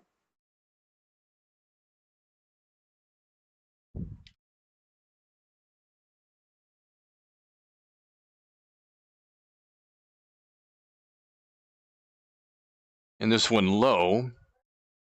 Well, defensively, TJ Shaw, Ken Ryan, Sawyer Feck, Andrew Yee, third to first, Jabrowski, Loya, and Owens, left to right. Pitch coming, and that one way in front on that swing, and that is strike 3 against Kloppenstein. They have to throw down to second. The ball was in the dirt. And one down. Here's Isaiah Felix, 0 for 2, 2 ground outs to second base.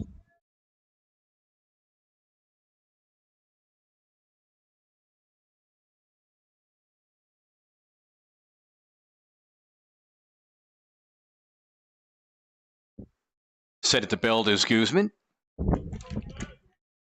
Gets his sign from Smith. This one is inside.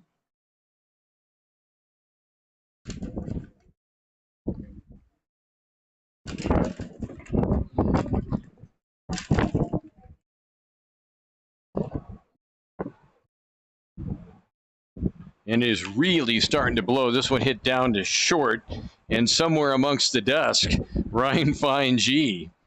And that'll be the second out of the inning. Boy, it like a cloud went through here, and hopefully guys don't get a lot of dust in their eye. Boy, that's awful tough. This turf is luckily artificial. Can you imagine if it was not on a day like today?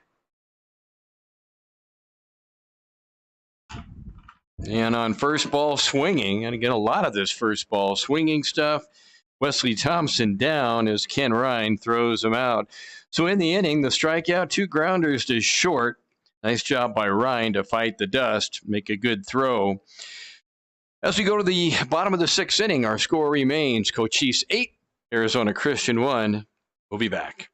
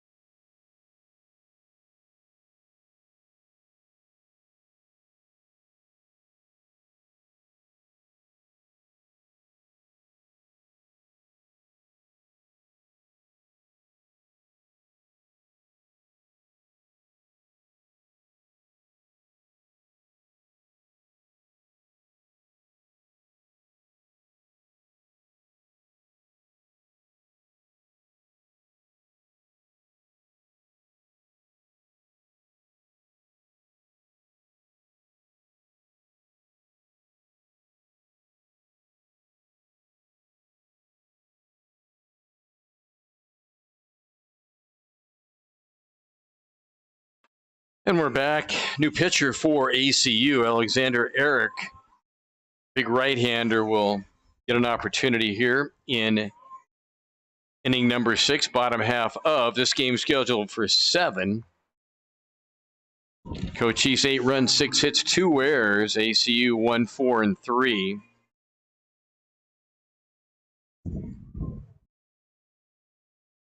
And coming up will be Tyson Owens.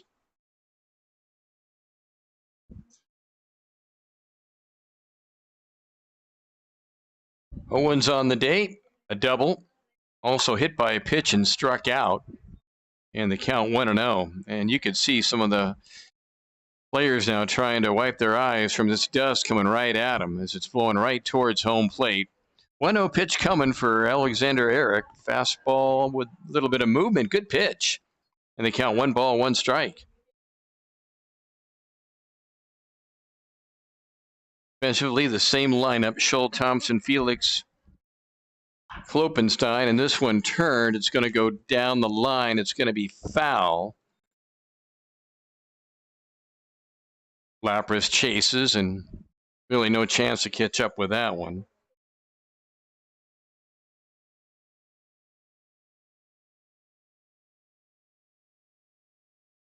Owens hitting .397 at the start of play today.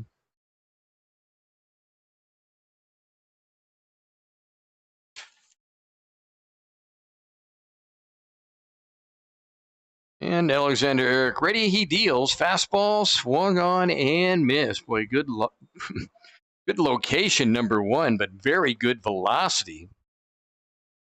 But that ball had some steam on it. And that is the first out of inning number 6. And here's Noah Ellison. Walked twice, scored a run, struck out. This one popped up and giving chase is McClellan, but that ball is going to drop to the turf. Again, everything's being pushed back towards home plate. And if you're trying to get a foul ball and you're a catcher or first baseman, it's going to push everything even further into foul ground. The way the wind's blowing. Eric peers in. Here it is. That one is off speed outside. And the count 1 ball, 1 strike with 1 out, 6th inning. The Chiefs trying to pick up their 12th win in a row. And the pitch, that one flared foul. Down the first base line, out of play. 1-2 the count. Second game of the doubleheader would start 25 minutes to a half hour after the conclusion of this one. Outfield straight away. Fastball outside. Klute in left field. Judkins in center and Lapras in right.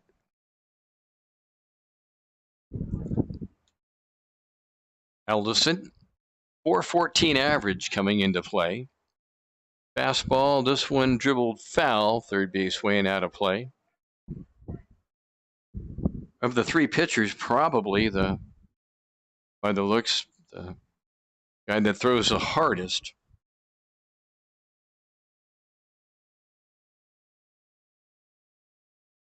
Getting ready, set at the belt.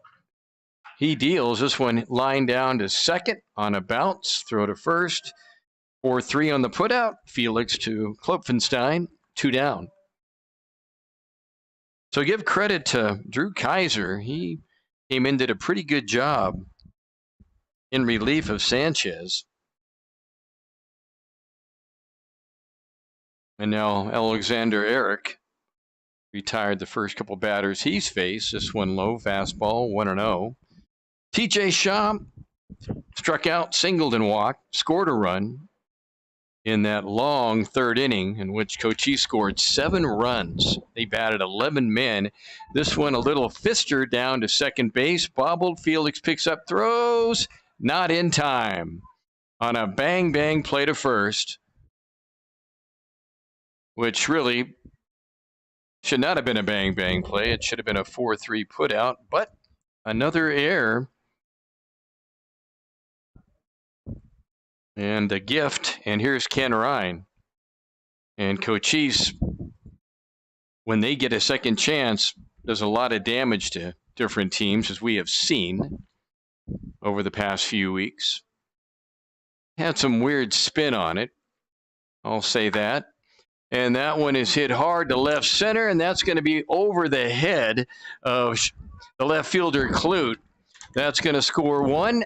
And they'll put the brakes there for a long double by Kenny Ryan. So they cash in the error.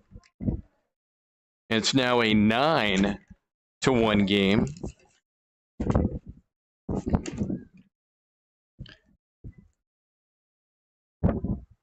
And here is Andrew Yee, hit by a pitch, doubled, and popped out to first.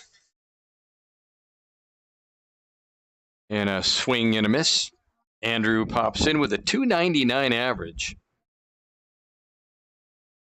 Now has 36 hits today, around the season. The hit today has now 34 RBIs. A line drive, nice play by Cody Shaw, hit it right at him. And Shaw stayed with it, so hit it hard, but right at Cody Shaw. So Coochis does come up with another run. There was an error, one hit, they strand one. We now go to the seventh inning. In a 7-inning game, our score, Coochis 9 and ACU 1.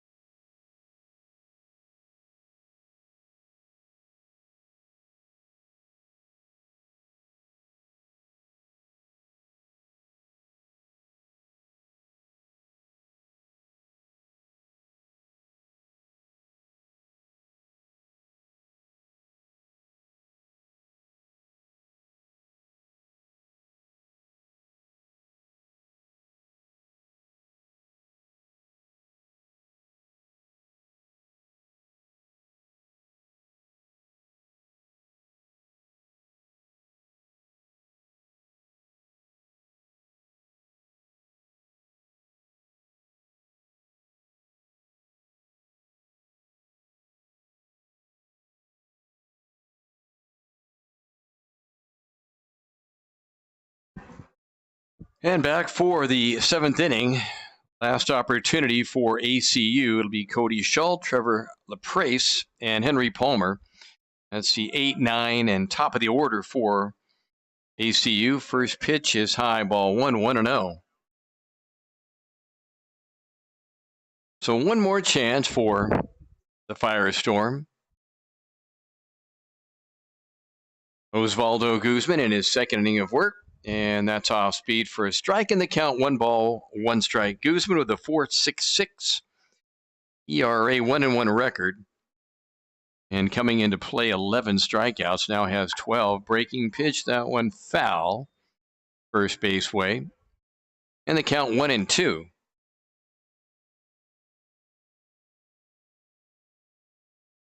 So really, it was just the one tough inning that has done ACU in when Coochis came up with 7 runs in that third. A couple errors and a couple walks, a balk, and some good hits too to go with it. Win really picking up. 2-2 the count. Big breaker, and that's high and fouled away. So Shaw fought off the high breaking pitch here to stay alive. Scholl struck out and then was called out on batter's interference on a throw down to second base. They say he stepped in the throwing path of Hadley Smith. Count now 3-2. Guzman says yes, here it is. And that one high, ball 4, so a walk. First walk issued by Osvaldo.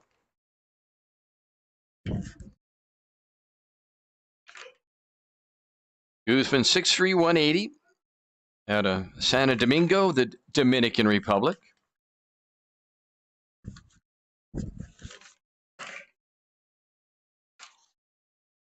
Look over to first, and this one hit to right field. A little flare coming in, making the catch is Owens.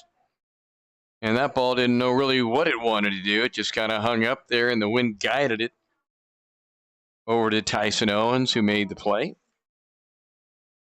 1 down. And the top of the order we go. And Henry Palmer. Palmer on the day, 1 for 2 with a walk. Takes inside ball number 1.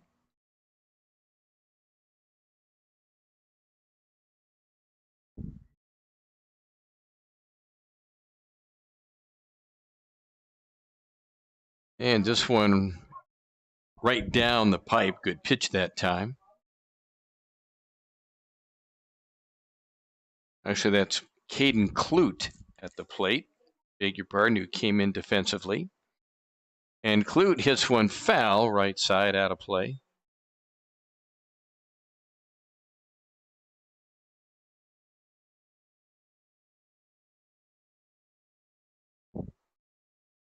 Osvaldo ready, deals, and that one just a miss inside. Not by much.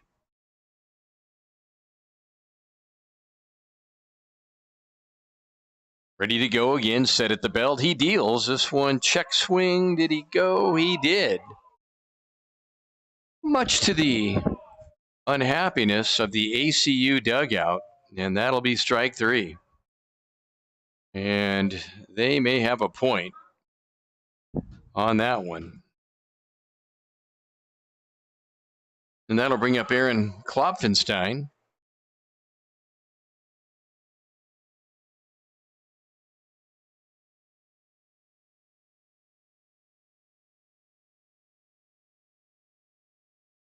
And we have a pinch hitter.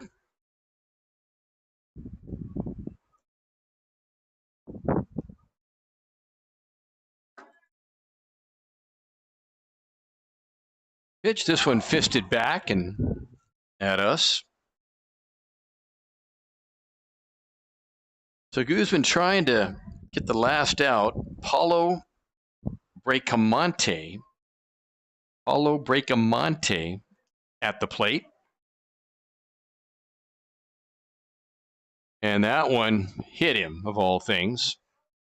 That's the last thing that Osvaldo wanted to do here in mop-up duty, so to say. He can't get the save, and the pitcher of record is Norrell, who's already, with one more out, will get his 9th win, of all things. So 2 on for the Storm, and off speed.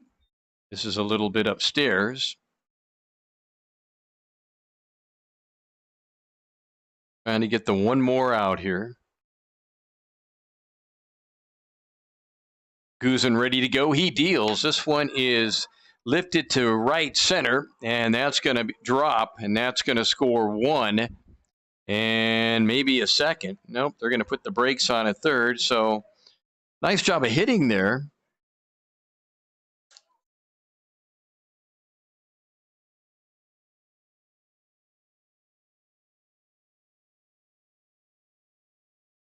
By Downey, who just ripped that one. And here's McClellan, Connor McClellan, right-handed batter. So nice job by Downey. It's his 2nd hit of the game, another RBI. And it's now 9-2. And this one misses inside. McClellan on the day struck out, singled, and grounded out to short. Guzman ready to go in his 2nd inning of work, off speed, catches the corner, and the count now 1-1. 9 runs, 7 hits, 2 errors for Coochis. 2, 5, and 4 for ACU. This one is hit into left field, base hit, and that'll be another run and an RBI for Connor McClellan. And here is Aaron Klopfenstein coming up. Aaron on the day, 0 for 2, struck out twice, also got on by an error. It's now a 9-3 game.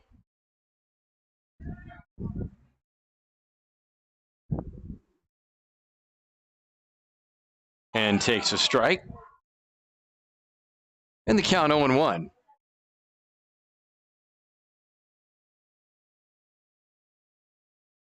Six hits now for ACU. Look back at second, and that one just outside. The count 1-1.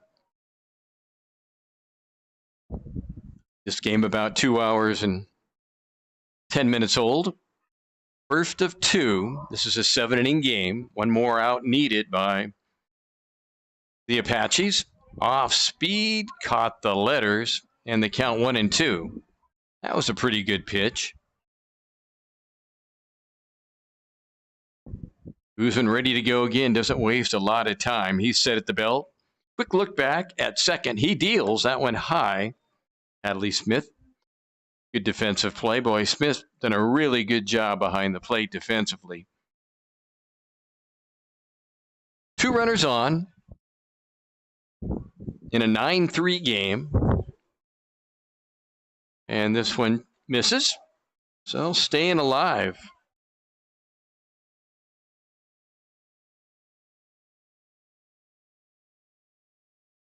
Kloppenstein. And the pitch. This one just does miss. And the bases now are loaded. And that'll bring up Isaiah Felix. So Kloppenstein a walk. And Felix 0 for 3 on the day. So yellow uniforms at every base. Top of the 7th. Guzman set at the belt. A look back, and this one right down the pipe. And the count 0-1. Felix kind of shook his head as if to say, yep, sure was. Outfield straight away. Dabrowski, Loya, Owens. Guzman trying to get the last out of game number 1. The pitch. That one, big curveball and stays inside. The count 1-1. As the wind continues to gust at times. But a steady wind nonetheless. Well, no one's being held on, and that one floats just outside. The count 2-1. And Osvaldo peers in to wonder where he missed on that one. And now going out for a conversation is Adley Smith. And not only Hadley, but here comes Todd Engelhart. And the last thing I think he wants to do now, with one more out needed, is to go to the pen. This will probably be more of a social call, I think. And it looks just like I thought it might be. Didn't have many words, but if I could only read lips, it was more probably something in the effect of, hey, just get the batter. Just get one more out. I'll say this, Guzman's pitches have been very close.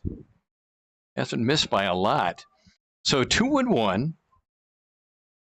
Felix at bat. 3 runners on. And that one, a little flare behind first base. Going out as Andrew Yee makes the catch. And that will be that. That is the end of game number 1. So that is win number 12 in a row for Coochis. They now see their record run to 35-8. 9 runs, 7 hits, 2 errors for the Apaches. 3 runs, 6 hits, 4 errors for Arizona Christian. Winning pitcher is Mathis Norell. He is now 9-1. Time of the game, 2 hours and 10 minutes. I hope you'll stay with us for game number 2. Should be coming up in the next 25 minutes to half an hour as the teams will break for a wee bit. Once again, Coochis now 35-8 and 17-7 in the conference. They do have a 1-game lead over Southern Nevada. Southern Nevada playing as we speak in Las Vegas against Yavapai College. We should have an update of that game when we begin game number 2 here in about 25 minutes to a half an hour. Hope you enjoyed it. I'm Tom Heck, bidding you a very pleasant good afternoon from Douglas, where for game number 1, Coochis wins by a score of 8-3.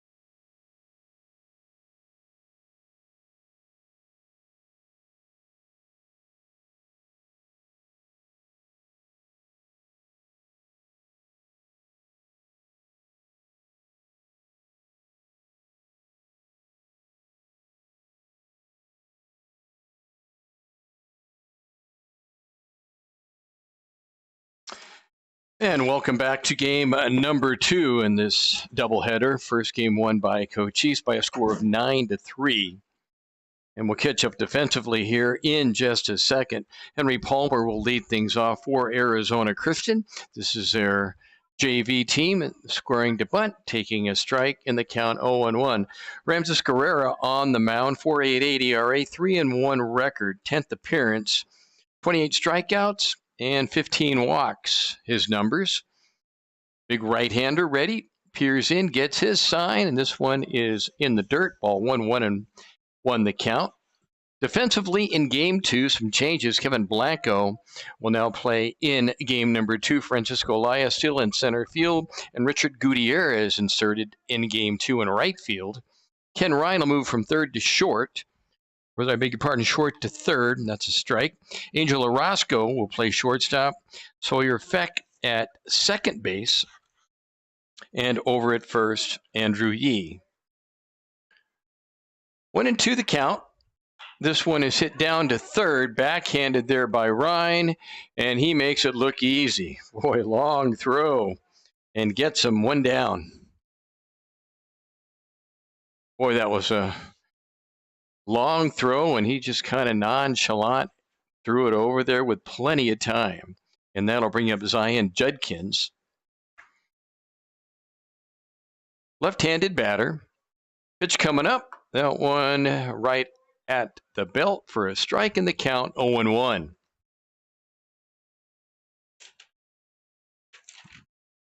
Judkins was 0 for 2 with a walk in game number 1. And that one just a little bit low. And the count now 1 ball, 1 strike. Well, 74 degrees, and the wind has died down a wee bit, but predicted all afternoon to gust up to 30 miles an hour. I've probably had a steady stream of anywhere from 15 to 18 miles an hour, according to the latest weather data. 1-2 the count on the breaking pitch. Good pitch by Ramses Guerrera. Ready to go again. Doesn't waste a lot of time out there. And the fastball misses outside. 2-2 the count now. Tyson Owens catching game number 2 for the Apaches. So Ryan, Orozco, Feck, and Yee third to first. Blanco, Loya, Gutierrez left to right. In the outfield, this one fell away. Staying alive is Zion Judkins. If you weren't around for game number 1, ACU is located up in Glendale in the Phoenix area. They're an NAIA school. This is one of their 2, they call them, developmental programs that feed the varsity. Pitch comes up. This one is hit wide of third, giving chase Kenny Ryan, and going over the fence, actually, and somehow made the catch. Caught the baseball and then did a little somersault on the fence, and all we could see from here was his legs that came up. That is crazy. Wow.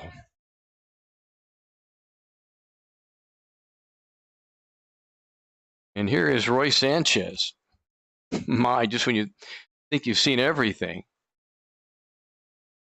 Sanchez rips one to left field. That's a base hit. And before we could even mention he pitched the first game, the first 3 innings, he lines one and base hit number 1 of the second game for ACU. And here's Caden Clute. Clute came in defensively in the 6th inning to play left field. Wow, what a grab. Wish we could have seen the whole thing. Number 1, I don't know how he got that much ground covered, but he sure did cover all that real estate to even get there and then concentrate with the fence right in front of him and almost doing a flip over the fence. This one swung on and missed, fastball by Ramses Guerrera.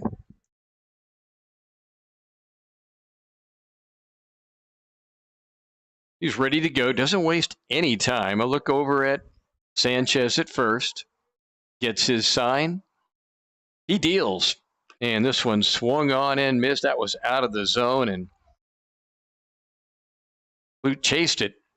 So 1-2 the count, 2 down, first inning, no score. Coochis trying to get their 36th win of the season against 8 losses. Throw to first back easily is Sanchez. 17-7 in the conference. 1 game lead over Southern Nevada, who right now is losing to Yavapai. This one low. Count 2-2. So there would be a game and a half advantage for Coochis if Southern Nevada does not come back and win. Coochis in first place by themselves. Fastball high in the count 3-2. Next week in Eastern Arizona here, Friday and Saturday. Friday a single game, Saturday a doubleheader. Then the last 3 weekends on the road. Yuma, Casa Grande, and then Prescott for the Apaches. 3-2 pitch coming up. Here it is. Fastball swung on and missed, and that will be that. So pretty good pitch, a little bit out of the zone. And Clute with 2 strikes had to be defensive and swung and misses. So Ramsey's, who came in with a 28-15 strikeout walk ratio, gets strikeout number 29 on the season. Half inning, no score. Coochis coming up.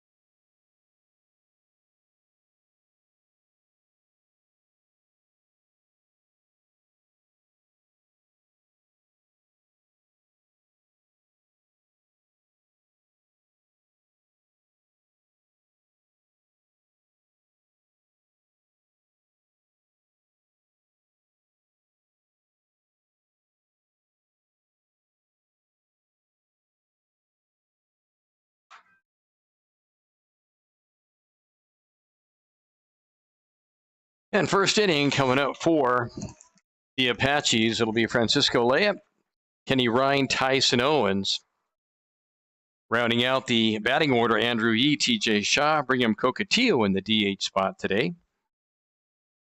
And the first pitch, first ball swinging. This one lined out to right field. Little coming in is Alexander Erickson. That one kind of died up in the wind. And that's the first out. So Francisco, first ball swinging. And that'll bring up Tyson Owens. I beg your pardon, Ken Ryan. Ryan playing third base in game number 2, right-handed batter. Ken came into play with a .352 batting average. Got a couple RBIs in game number 1, now has 19 and takes a strike, and the count 0-1. Ryan in the first game was 2 for 4, a double, 2 doubles, and scored a run.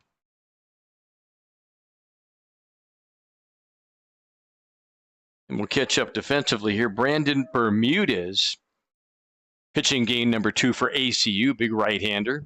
This one hit down to third. Good hop for Alexander Erickson, who throws him out quickly. 2 up, 2 down, and that'll bring up Tyson Owens, who's catching in game number 2. Owens played right field in game 1.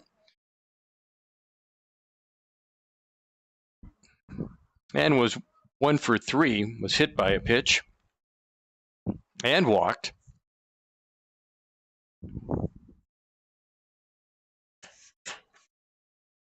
Bermuda's ready to go. Deals. This one is outside. Ball 1. Tyson out of the Las Vegas area, 6'3", 200-pounder. Bermuda's ready. He deals this one outside fastball. Caden Clute catching game number 2. Clute came in defensively in game 1, played a little left field. Henry Palmer, Zion Judkins, Alexander Erickson, the outfield left to right for ACU.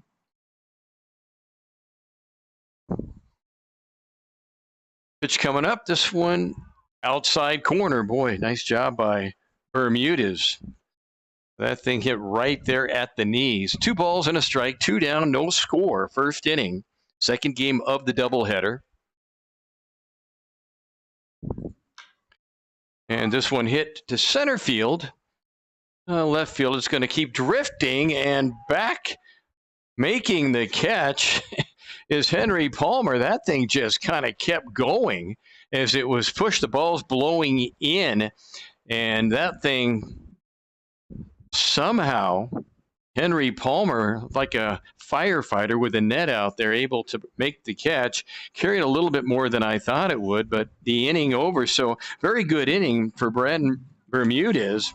1, 2, 3 is the Coochis story. We've played 1 from Douglas, no score.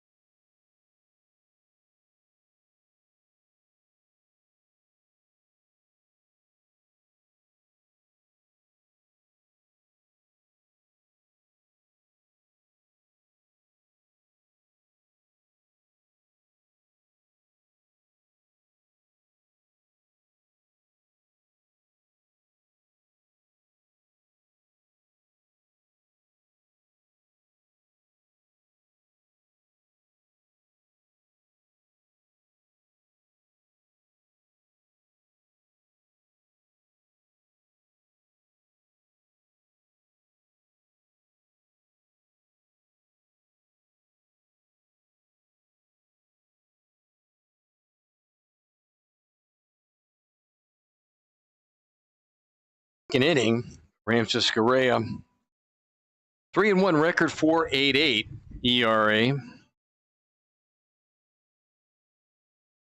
First inning, he had 1 strikeout. And leading things off, Maddox Hodges. It'll be Hodges, Klopfenstein, and Erickson. Hodges did not play game number 1.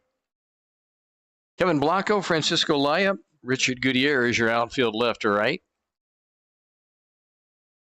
First pitch coming, swung on and missed. Fastball inside part of the plate. Kenny Ryan at third, Angel Roscoe at short, Sawyer Feck at second, Andrew Yee first. So Ryan from game 1 moves to third. Orozco inserted for game 2. Fastball letter high, and the count 0-2. And that'll catch up defensively. Second game of the doubleheader, 9-3. Final score of the first game, 9-7. And 1-4. Coochis, this one lifted foul right side. That'll go out of play. But Coochis had a great streak, 12 in a row. One great 7-day stretch. Community Christian, they swept Langley, Ottawa. Doubleheaders, both games swept. And this one is lined to third, and somehow Ryan picks it up, throws him out. Oh my, Ken Ryan, that thing, he looked like Brooks Robinson on that play. That was a line drive, brought him to his knees and kind of backhanded it as he went. And that would be an ESPN moment. My, oh my. He's about as good as I've seen at the JC level. And he's a great shortstop, but you could put him anywhere. First pitch to Klopfenstein is a strike in the count, 0-1. That thing had every mark of going into left field.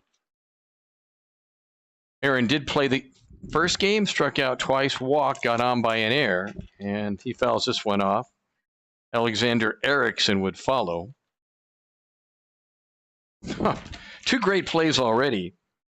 He made that catch at first base that we could call a circus catch, as he jumped part of his body on the fence in foul ground. Fastball misses outside.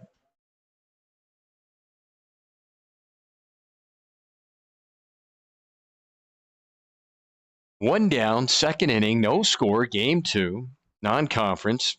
Arizona Christian JV and Coochis fastball, strike 3 called. Outside corner, just did get part of the plate.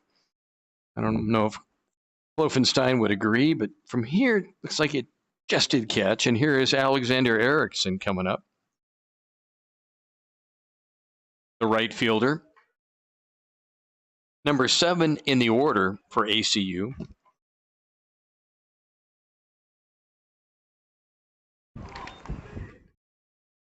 Erickson takes strike 1 and the count 0-1. And Ramsey's working very quickly. Gets his sign. He deals. And boy, good movement on that. Good slider, left to right. Again, right-handed batter. Comes in left, breaks right, and it sinks as it goes. 0-2 the count. Ramsey's ready. He deals. Strike 3 on a swing and miss. 2 strikeouts the inning, 3 in the game for Ramsey Scarra. And we go to the bottom of the second inning. Still no score from Douglas.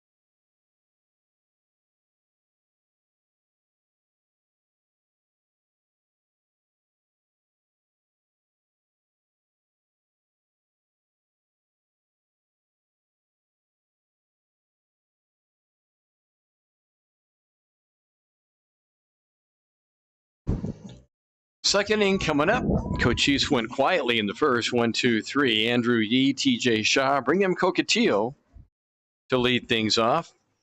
And they will face Brandon Bermudez. Bermudez behind him. Bracamonte, Paulo Bracamonte, Wesley Thompson, Aaron Klopfenstein.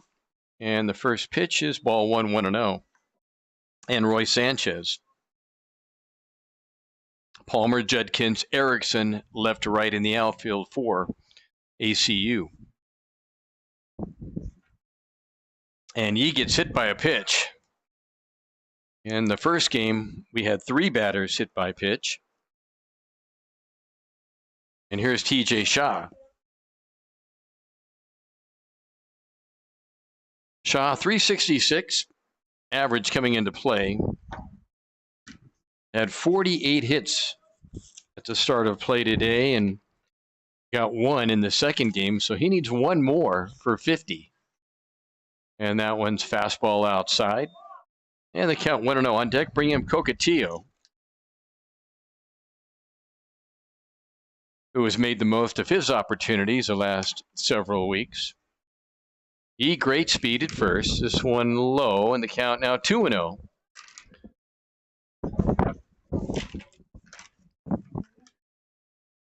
Coochis, a very good team, and ACU really needs to play a perfect game here to any hope to try to get a W. Pitch coming up. That one inside corner for a strike. Count 2-1.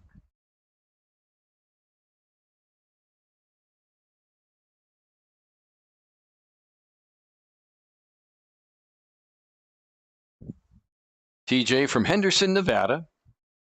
Little easy toss over to first, and it'll send Andrew Yee back on all four. Outfield pretty much straight away. 385 to dead center, 365 in the power alleys, and 345 down the line dimensions. Fastball backhanded outside by Hayden Clute, and it's 3-1.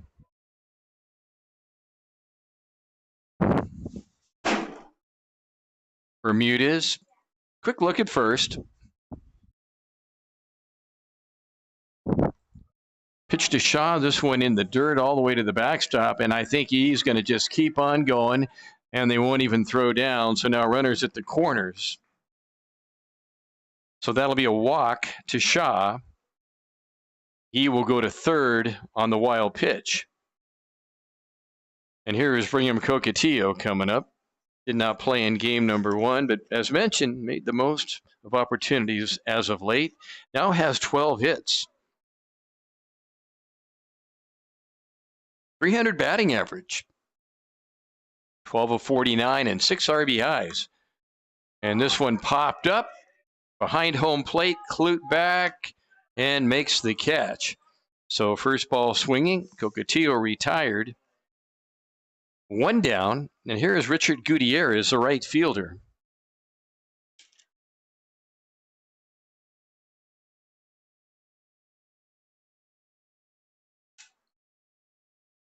Gutierrez last played Thursday and had a double against Ottawa in game number 2. Bermudez, quick look at third, takes a little bit off speed, good movement, strike one, 0-1 the count. Gutierrez out of San Felipe, Venezuela, 5'11", 215, built like a running back. And the pitch, this one fouled back at us, and the count quickly 0-2. So in the inning, a hit by pitch, a strikeout, a wild pitch, and runners at the corners in a scoreless game with one out. But he's trying to get an early lead here in the second inning. Throw back to first. And again, when I talk about maybe playing more of a perfect game, trying to cut the walks, hit batters, errors. And that's, boy, good movement on it. I don't think Gutierrez agrees, but that thing had late break, and it was head right at Gutierrez and then just dove to the inside corner. Second strikeout in the inning for Bermudez. And here is Kevin Blanco playing left field in game 2. Did not play game 1. And another same pitch. Good late movement on it. And the count 0-1.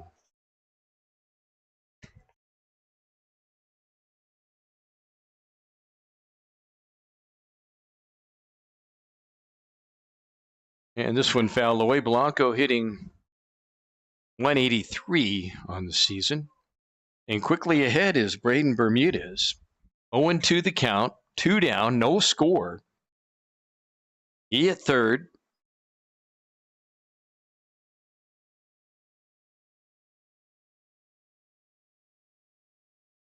And this one, they're going to the plate and the tag is good.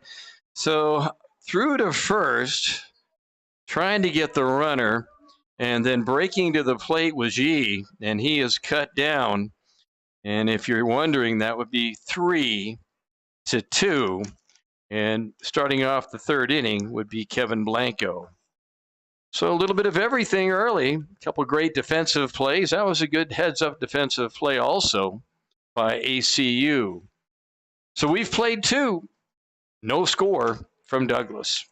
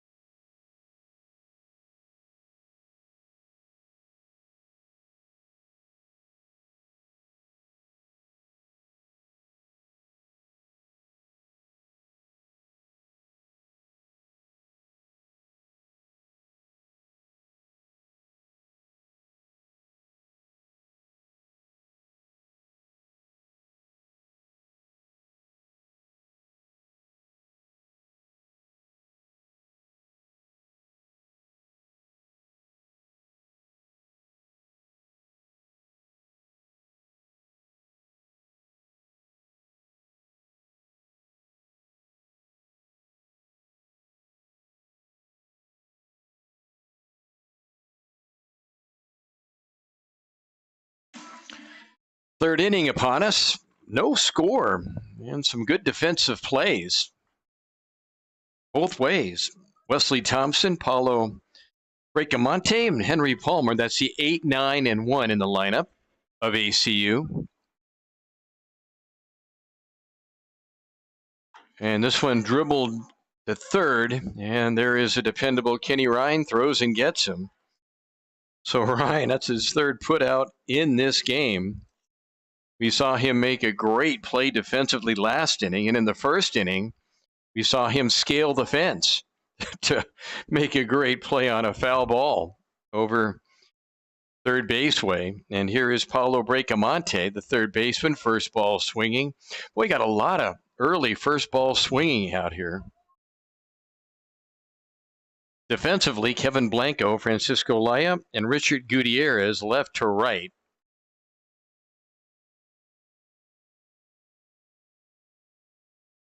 Ramsey's ready, deals. This one just does miss inside. Tell you what, when he's on Ramsey's, he really mixes up his pitches and locations. And that is not easy to do. Pitch coming up. Fastball high in the count, 2-1. And he has very good movement on his pitches when he's on, especially. It seems to right-hand batters, where he'll get a lot of those sliders, ball going, starting left to right. This one misses inside. 3-1 now. Came into play with a 3-1 record, 4.88 ERA. This is his 10th appearance of the season. Starting pitcher. Outfield straight away for him. And that one foul tipped. Off the glove of Tyson Owens, catching game number 2.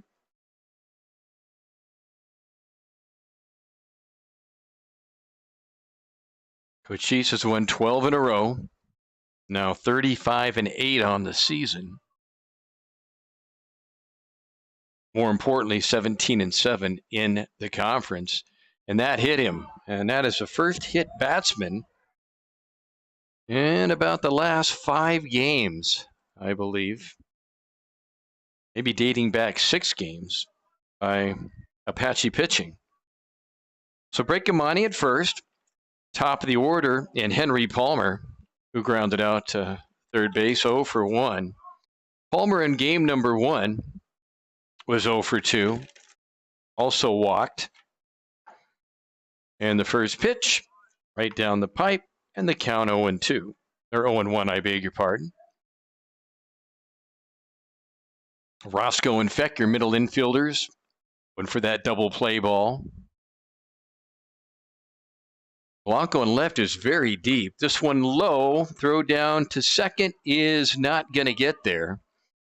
It may have hit Bracamonte as he was sliding into second, but or maybe off the glove of Feck anyway. It rolled over towards second base, didn't go very far away. So a stolen base for Bracamonte. He had a good jump on that. Even a good throw probably wouldn't have had him. And this one popped up. A trio over on the left side of Apaches, and it is Kenny Ryan who makes the play. So Palmer retired. 2 down, and here is Zion Judkins. Judkins 0 for 2 in game number 1, playing center field. Wind really blowing in now.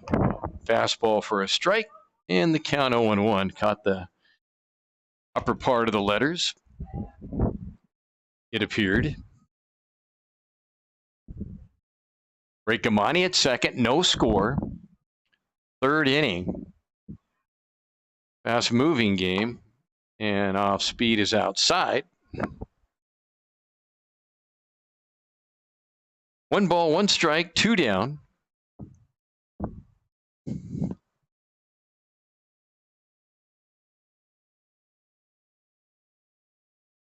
Little stoppage in play, not quite sure why.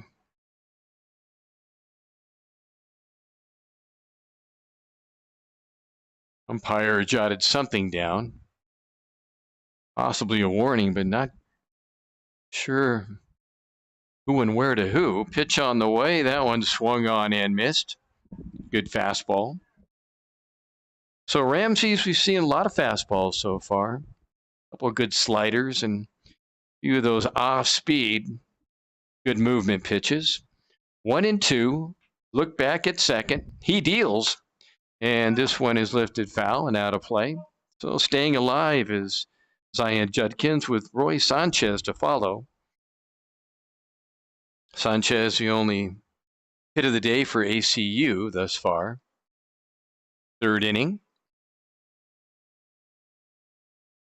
Their varsity team, ACU, plays later this afternoon and tonight, doubleheader against Benedictine. And a swing and a miss. Took a little bit off, and that time Judkins was way ahead of it. Strikeout number 4 in the game for Ramsey Sguerra.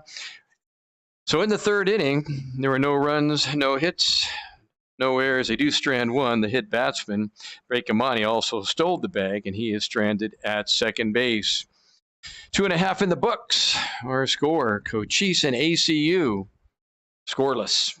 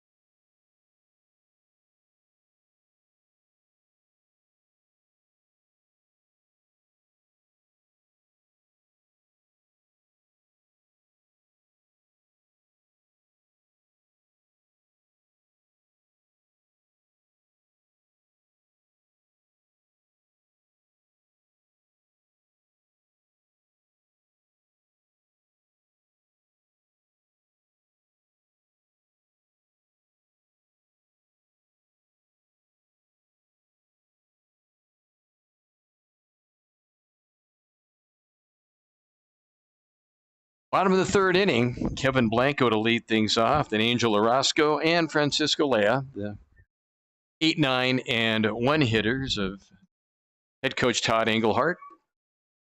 And outside, fastball catches the plate, and the count 0-1. Boy, good location that time. Almost really tough to extend your arms on that pitch.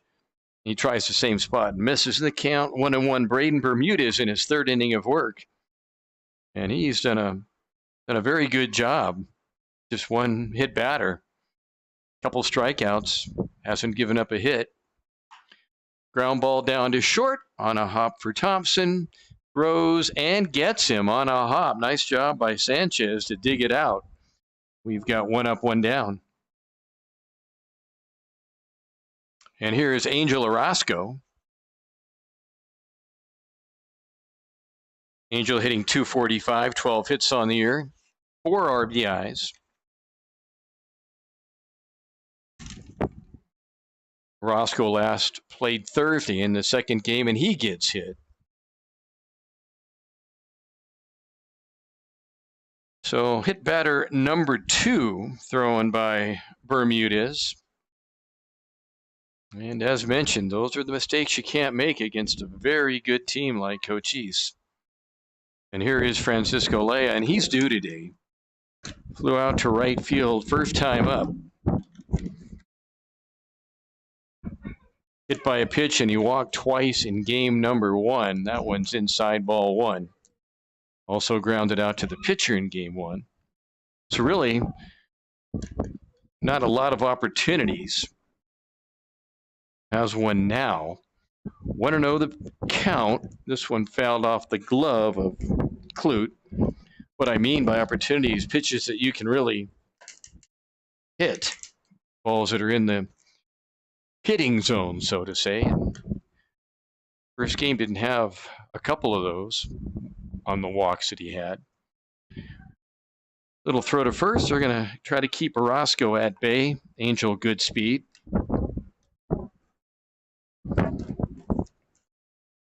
Francisco out of La Guera, Venezuela.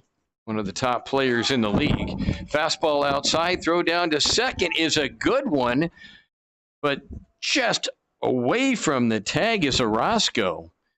And that was good baseball all the way around. Orozco, a pretty good jump. Clute, a very good throw.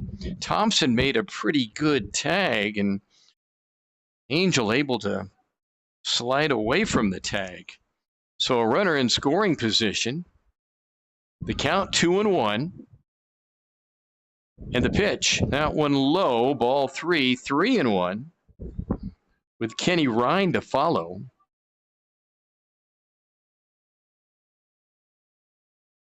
One of the best batting averages in the league at 374.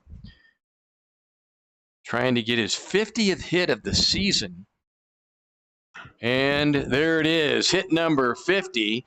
And let's see, yep, they're going to go ahead and send Orozco in. The ball was bobbled in left field by Palmer, but it looks like Todd Engelhart was waving him around all the way regardless. And that is a 1-0 lead now. So Francisco picks up an RBI and hit number 50. And here's Ken Ryan, 0 for 1 in this game, grounded out to third base. Ken playing third base today. Already has made a couple of great plays. Doesn't make defensive mistakes, period. That's how good he is. 0-1 the count. Good off-speed pitch with some giddy up on it by Bermudez. Francisco, 2 stolen bases in the first game. Now 28 on the season. This one hit down to second, slow roller, and they go, well, they were going to go the short way, but the ball gets thrown into left field, and they're going to put the brakes on Francisco at third, and going to second is Kenny Ryan, and that'll be an error all the way against Kloppenstein, the second baseman. And you got to feel for Bermudez. That was a double play ball all the way. And here's Tyson Owens. And maybe Kloppenstein maybe rushed the throw.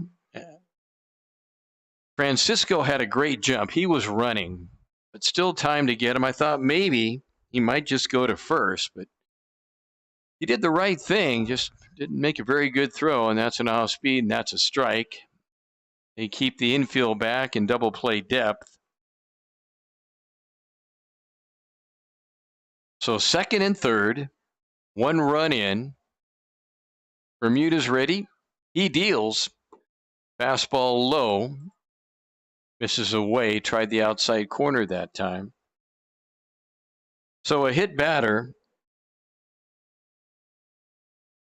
A single by Francisco. And then the air. Very costly air. Let's see. Off speed outside. Ball 2.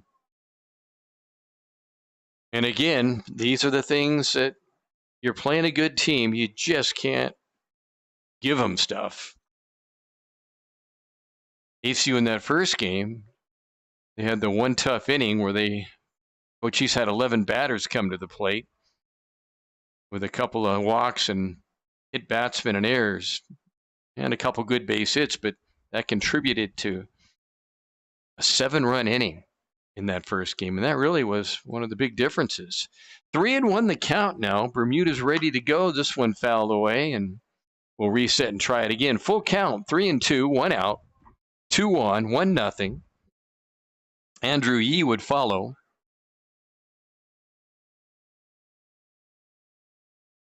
Tyson hitting just under 400. 1 hit in the last game, and that's ball 4, a walk. So bases loaded, nowhere to put anybody.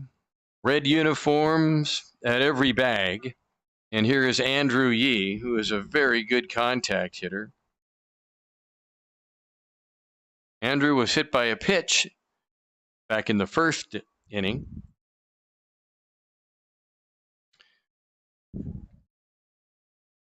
Little meeting of the minds out on the mound. Third inning, 1-0 now, but Coochis threatening. And that air kind of opened up the proverbial floodgates. You've got Francisco at third, Ryan at second, Owens at first. That's great speed all the way around. Now the plate umpire going out to break things up.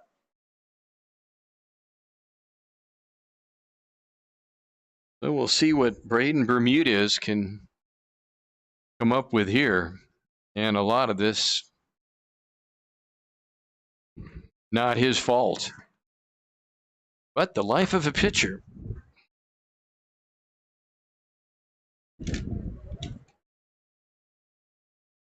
Andrew in the first game also was hit by a pitch and doubled, scored a run, drove one in, and takes low ball 1-0.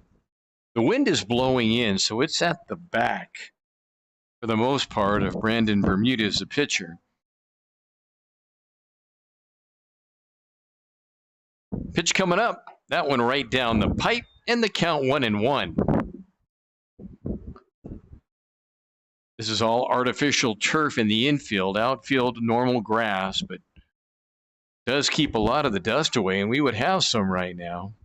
You'd have to be watering the field down constantly, and that's at the knees for a strike, and the count 1-2. Not sure Andrew quite agreed with it, but that looked like it caught the knees from here. Definitely got all the plate. 1-2 pitch coming. Here it is. And this one hit foul down the third base line and out of play. They're not holding Owens on at first, so anything hitting the gap would score 3 runs. Bermudez peers in, gets his sign from Clute. Now deals. And this one popped up into the wind. It's going to carry, but caught. Palmer at the warning track makes the catch. That'll easily score Francisco. So a sac fly for Andu Yi.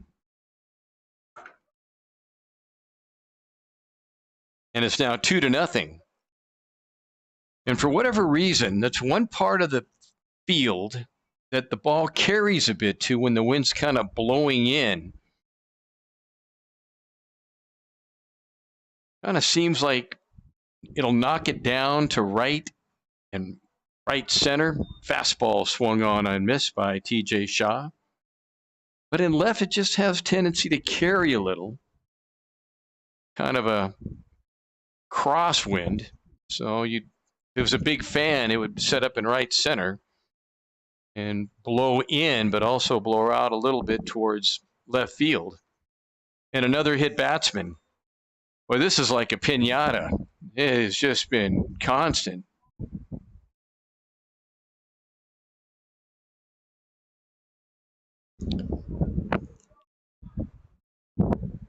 So Bermudez has loaded the bases again.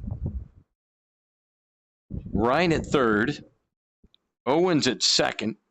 Shaw at first, and here's Brigham Cocatillo. Well, his spot looks like we're going to get a pinch hitter. Cardenas coming up. 222 average. Will pinch hit. Fastball low. Ball 1-0.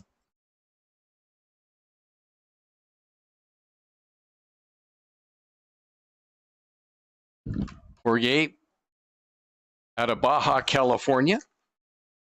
Big spot. Hits this one down to short. And they will go the short way.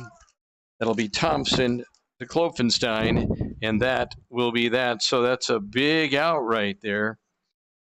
So in the inning, Coochis does score 2 runs.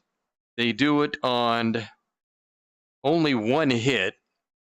There were 2 walks, an error, and a couple hit batsmen, and they leave 3 with the bases loaded. 3 in the books. Our score, Coochis 2, Arizona Christian 0.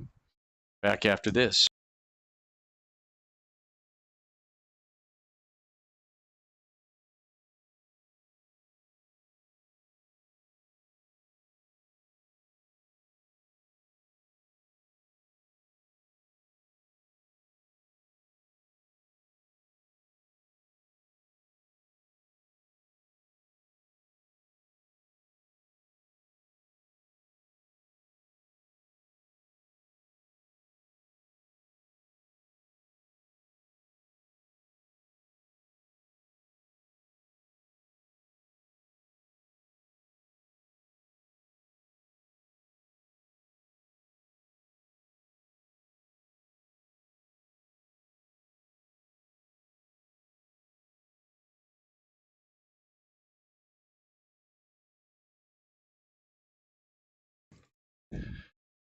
And we're back. Fourth inning upon us. It'll be Roy Sanchez, Caden Clute, Maddox Hodges. That's the 3, 4, and 5 batters in the ACU lineup. Roy Sanchez, 1 for 1 on the day. In fact, he has the only Apache hit, rather ACU hit, the Firestorm. You just tuned in, ACU, member of the NAI, Arizona Christian University. This is one of they have 2 teams that travel, the JV teams. And this one catches the outside corner. Talking to their coaching staff, they'll have 90 to 100 players in the fall. And the object, of course, to make the varsity team. And that went outside. But what it does has a really good feeder system. Good developmental squad for the varsity, who's very, very good. One of the top-ranked teams in the NAI. In fact, as I mentioned, they have a doubleheader tonight, their varsity, and that's a strike against Benedictine. And we have seen Benedictine's JV team here. 1 ball, 2 strikes to Roy Sanchez, who pitched the first 2 innings of game number 1. Actually pitched part of the third, 2 1/3. That was that inning where things got a little tough. Coochis scored 7 runs in that inning. 2-2 the count. That went outside. 3-2 now. Good patience by Sanchez with Caden Clute to follow. Then Maddox Hodges. Ramsey's a 3-1 record. 4.88 ERA coming into play. Pitch coming up. That one dribbled down to second base. Easy play for Sawyer Feck. And another 4-3 put out. 1 out in the 4th. And here comes Caden Clute. 0 for 1 struck out in the first inning. 4 strikeouts now on the day for Ramsey's Guerrera.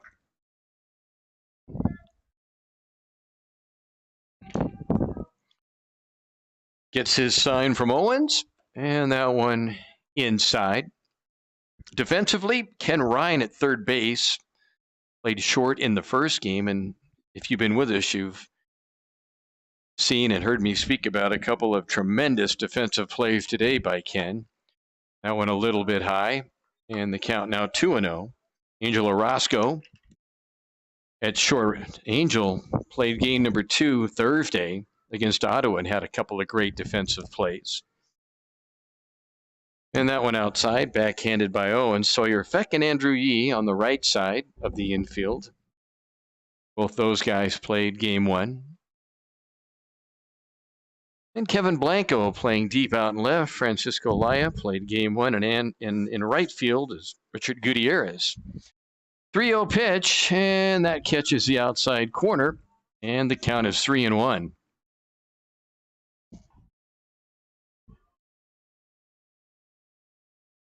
Ramsey doesn't waste much time. He's ready. He deals. Fastball outside. And that is the first walk issued today by Ramsey's.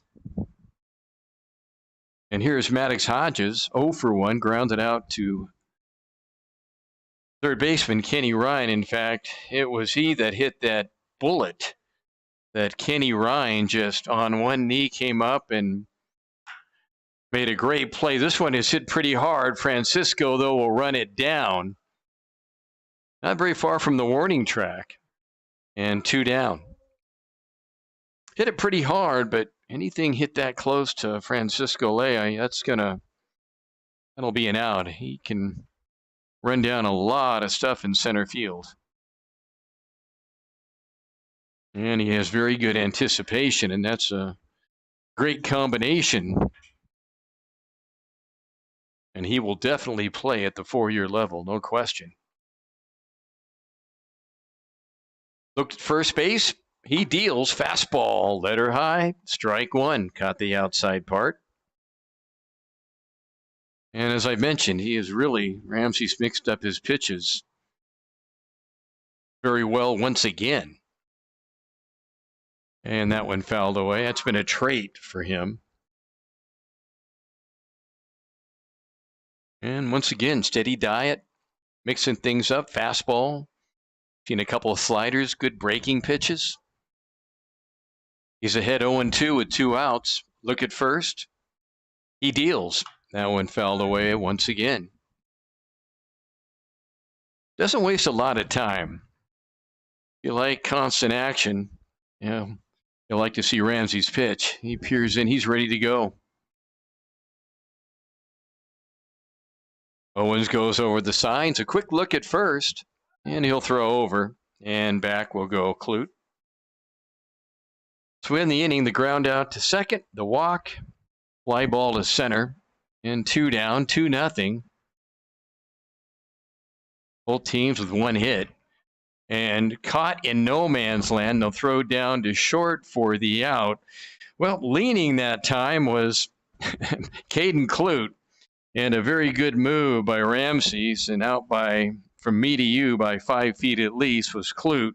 It'll go officially 1-3 over to 6 for the putout. When we come back the next time ACU bats in the 5th, Aaron Klofenstein, who was at bat, will lead off. So in the 4th inning, no runs or no hits, no one stranded. We go to the bottom of the 4th inning. It's Coochis 2, Arizona Christian 0.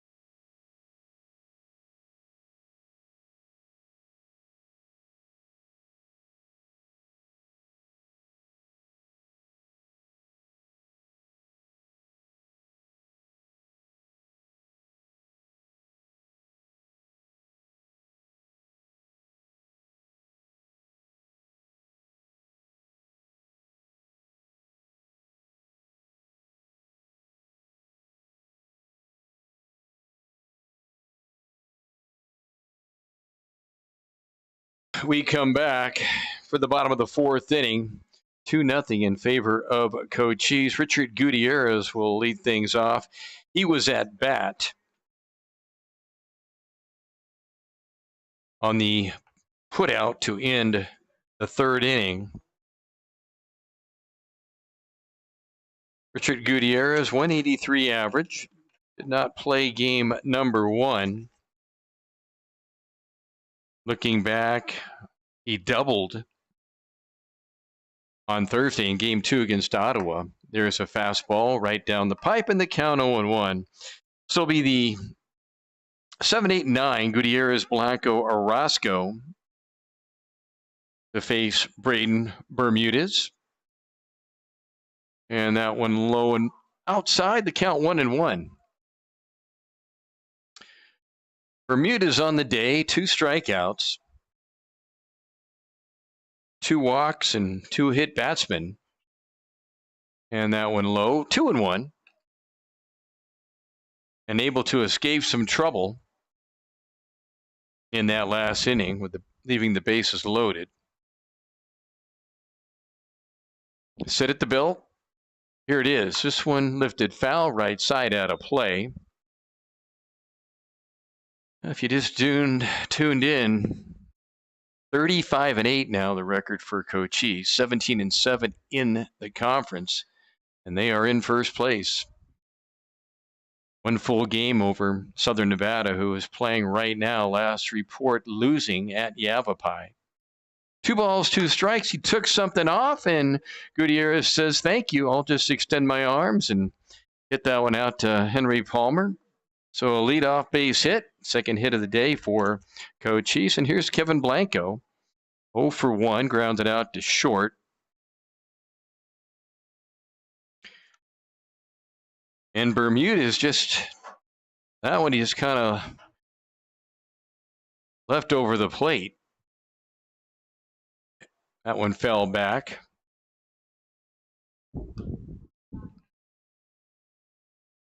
Palmer, Judkins, and Davidson left to right, the outfield for ACU. Breakamani, Thompson, Lopfenstein in the infield. This one is hit to right center, and it's going to drop in front of Judkins, and everybody will move up 90 feet. So didn't hit it hard, but did Yogi Berra once say, just hit it where they ain't? And that's exactly what Blanco did. So now with runners on first and second, here is Angel Orozco, who scored the first run of the day. Was hit by a pitch, stole the base. He squares to bunt and lays a beautiful bunt down, and there's nowhere to go with anything. Oh, my. That's about, you couldn't go down there and roll it any better. And with the artificial turf, it's not more than likely going to take any kind of weird roll. And Caden Clute did the right thing. The catcher, he just let it roll, thinking, man, he did the right thing because there's no way he would have got anybody. Bases loaded for Francisco. That one outside. So a single, didn't hit it hard. A single by Blanco, didn't hit it hard. And a beautiful bunt. And here's Francisco, who could do some damage in a hurry. This one low, and the count now 2-0. Francisco on the day, 1 for 2, a single. Back in the third, got his 50th hit. Middle infield, back for 2. Boy, just like that. Bermuda's ready, he deals. Fastball misses outside. That's a pretty good pitch, too. Again, you've got the very dangerous Francisco Lea. Hitting 370. Pitch on the way. That one at the knees for a strike, in the count 0-1. So Bermudez and ACU in a heap of trouble. Bases loaded. They're not holding anybody on. And that strike 2, boy, beautiful pitch. My. That's one that Francisco couldn't extend his arms on. I mean, you're walking a tightrope. One of the best hitters in the conference. With 3 red uniforms behind you. A look at the runners. He deals. This one fouled away. And we'll reset and try it again. We talk about a manager and their nervous system. Well, if you're in that ACU dugout, your heart rate's got to be jumping up and down a little bit. 3-2 pitch. That one fouled away again. So Francisco in a battle.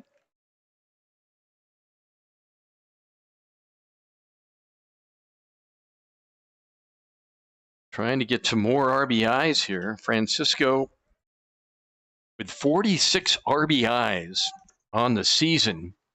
He's got 3 in scoring position, and that misses high. A pretty good pitch. And Bermudez, you can see his expression like, where did I miss that pitch? So that is a tough pitch to take, but he did. And it's a walk, and that'll be an RBI. Gutierrez will score. Blanco to second. Whether Blanco, I should say, to third, Orozco to second. Francisco to first, and here's Ken Ryan, and he takes a strike outside corner. It's now a 3-0 game. Well, I'm going to be honest, that was a pretty good pitch. Had break to it, and I've seen that called a strike at times. And that one swung on and missed. But again, the officiating, umpiring has been very consistent. It's the most important thing. Ken on the day. Got on by an error. Also grounded out to third. 0-2 pitch. Little dribbler down to second. The only play to first. And they'll make it. The run will score. So Ryan hit it just past Bermudez. Bermudez almost able to cut it off, and he might have come to the plate. So Blanco will score. 1 out in the inning. Orozco to third. Francisco to second. And here's Tyson Owens. It's going to be an intentional walk, I think. Haven't seen many of those lately. So the IW, intentional walk or intentional pass. In the old days, you had to throw it. Now you can just say you want to go ahead and move people around some. So 4-0, 2 runs in the inning. And here's Andrew Yee with the bases loaded. And he gets hit.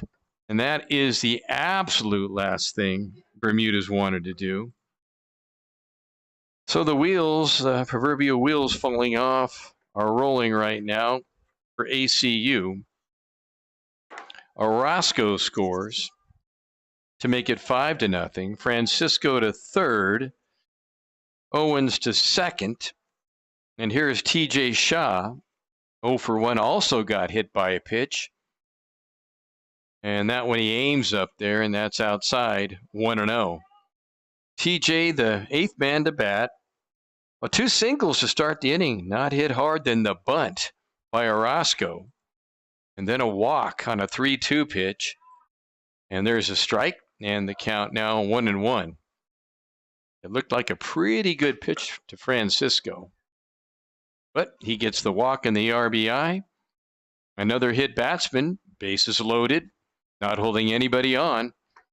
Fastball, outside corner, and the count 1-2.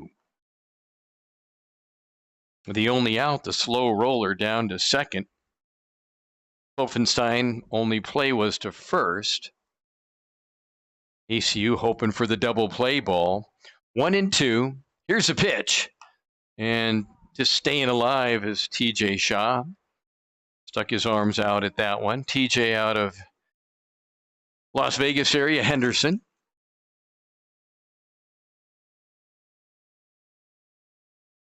Came into play with a .366 batting average. 49 hits on the year now, and fouls this one away. I'll tell you what, whoever's getting foul balls today, they are pretty busy.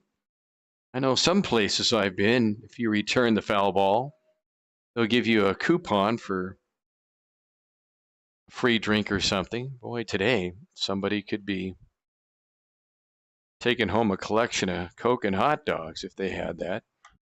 This one popped up, foul ground. The wind's going to play with it, bring it back in, and the catch made by Sanchez.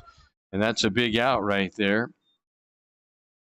Nice job by Roy Sanchez to make the play in the wind. And the 9th man to bat in the inning is Cardenas. Jorge came in as a pinch hitter. Bases loaded, fastball, outside corner, strike 1. ACU trying to keep this game close as they can. Coochis hoping to opening things way up here in a 5-0 game. This one fisted foul and out of play. Francisco down at third, Owens at second, Yee at first. Nowhere to put anybody. 0-2 the count. Braden Bermudez set at the belt. He deals. And curveballs outside, 1-2. And again, that's the advantage. If you do get ahead of a good hitter, you can throw 1 or 2 out of the zone, hoping they'll bite on one of those. 1-2 the count. Here it is. This one is hit up into the air and that deep. Back goes Palmer, away back. It's gone. That's a grand slam. Wouldn't you know it? Boy, Jorge got all of that one. And you knew as soon as he hit it, that was going to be trouble. Palmer went back as far as he could, and that'll be a grand slam.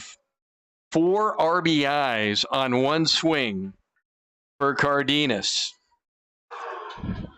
So the yellow marker will be at work as Francisco will score, Owens will score, and Yee will score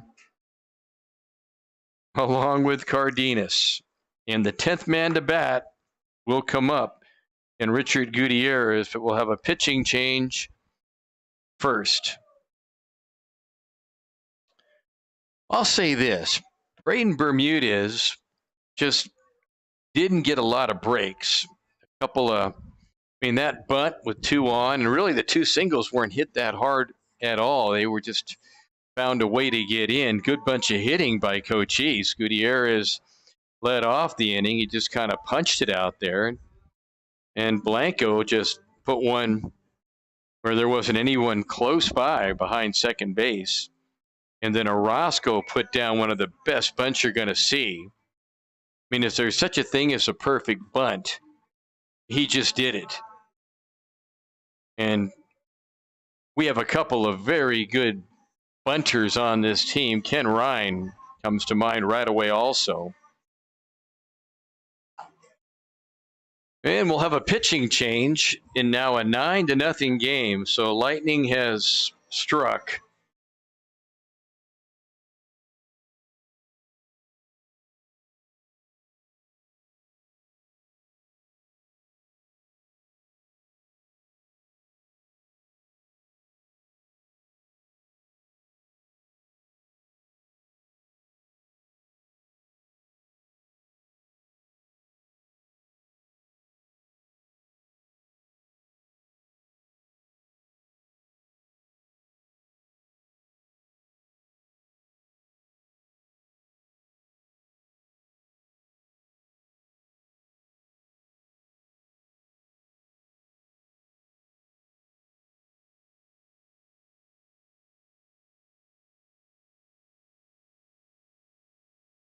Now, new pitcher for Arizona Christian, Alexander Genix. Genetics. Genetics. And he will face Richard Gutierrez, who led off this inning with a base hit. And, oh boy, nice play down there by Bracamonte, and he throws to get him. So first ball swinging, and that is the 3rd out of this long 4th inning. However, in the 4th inning, the big blow, the grand slam by Jorge Cardenas. Coochis comes up with 7 runs. They do it on 4 hits, a couple hit batsmen, and a couple of walks. We go to the 5th, 9-0 Coochis.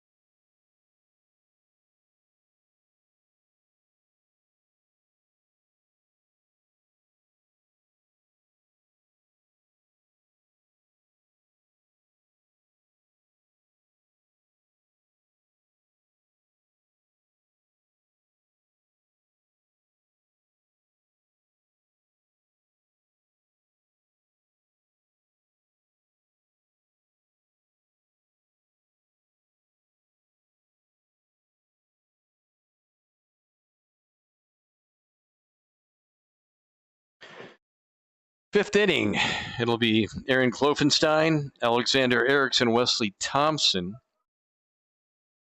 6, 7, and 8 batters. Fastball swung on and miss.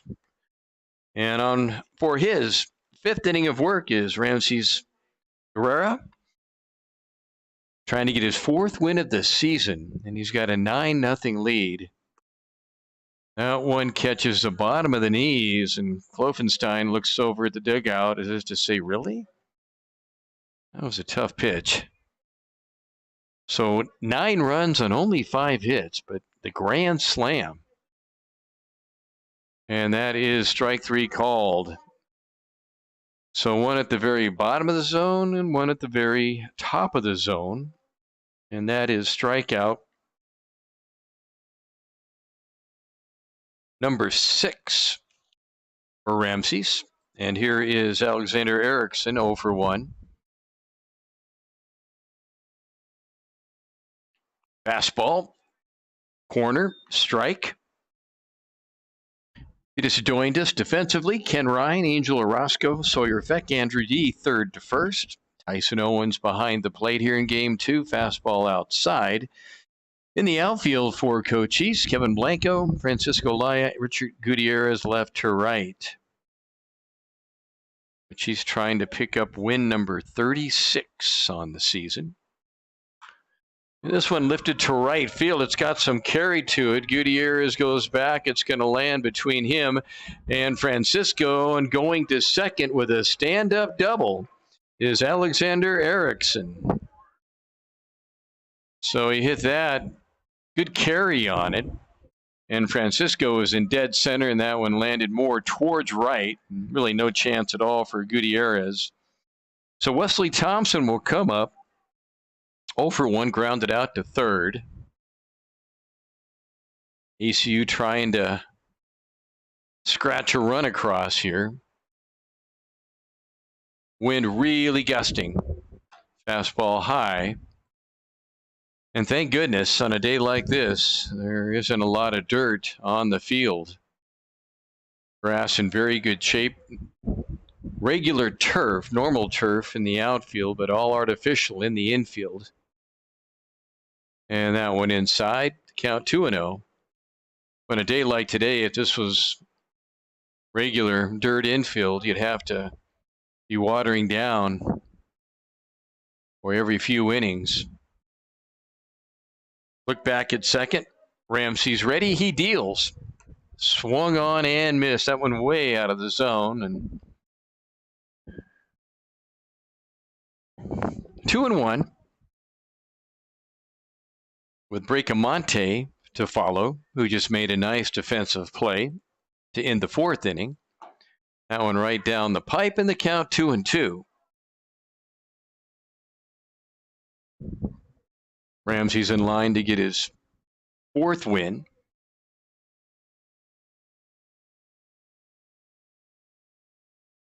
Two-two pitch.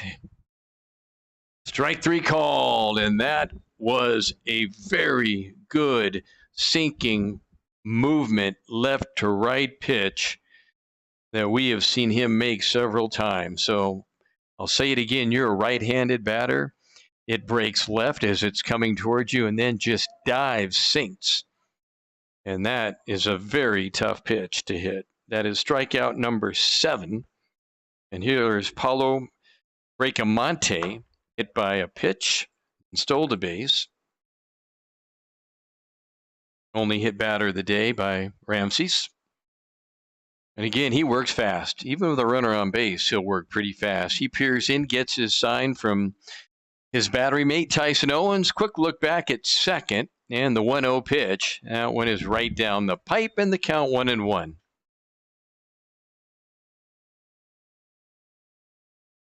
So with the 10-run rule looming, if ACU cannot score, Coochis would need 1, and that would be that. Runner goes from second, and no throw down to third. Well, pretty good anticipation, stolen base by Erickson. So potential run 90 feet away. Ramses just peers in. A quick look at third, but up 9-0. You're just trying to get the batter here. And that one high, 3-1. Top of the order would follow, and Henry Palmer. Straight away is the outfield.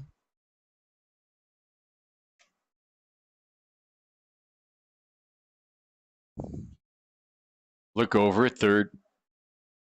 3-1 pitch. That one fisted foul, and the count full now, 3-2. Ramses has only walked one. He's hit one, and as mentioned, he has struck out 7.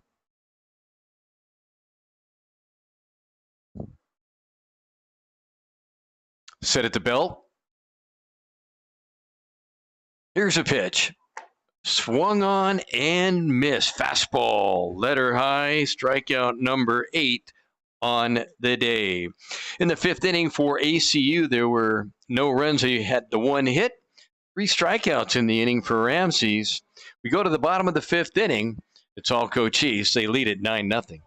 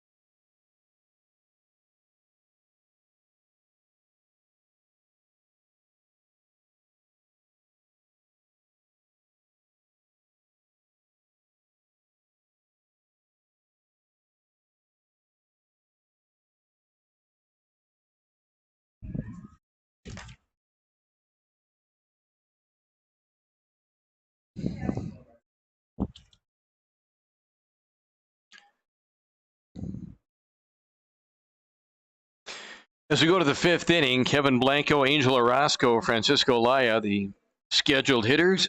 Xander Genetics in his 2nd inning of work. Fastball low, ball 1-1-0. We're in the bottom of the 5th inning, 9-0. Xander ready, deals, swung on and missed, and they count 1-1. Well, Coochis needs just 1 run to invoke the 10-run rule, and that one is hit to deep left center. Back goes Palmer, away back. It's off the wall, and going to second with a long double is Kevin Blanco, and he just barely missed hitting that out. Wow, that was close, and that would have been the proverbial 10-inning or their 10-run walk-off. And here's Angel Orozco.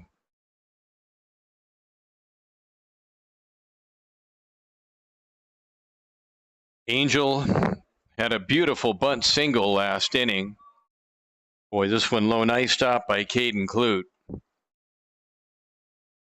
With runners on 1st and 2nd in that long 4th inning, in which Coochis scored 7 runs, Orozco bunted one down the 3rd base line that you couldn't have done it any better.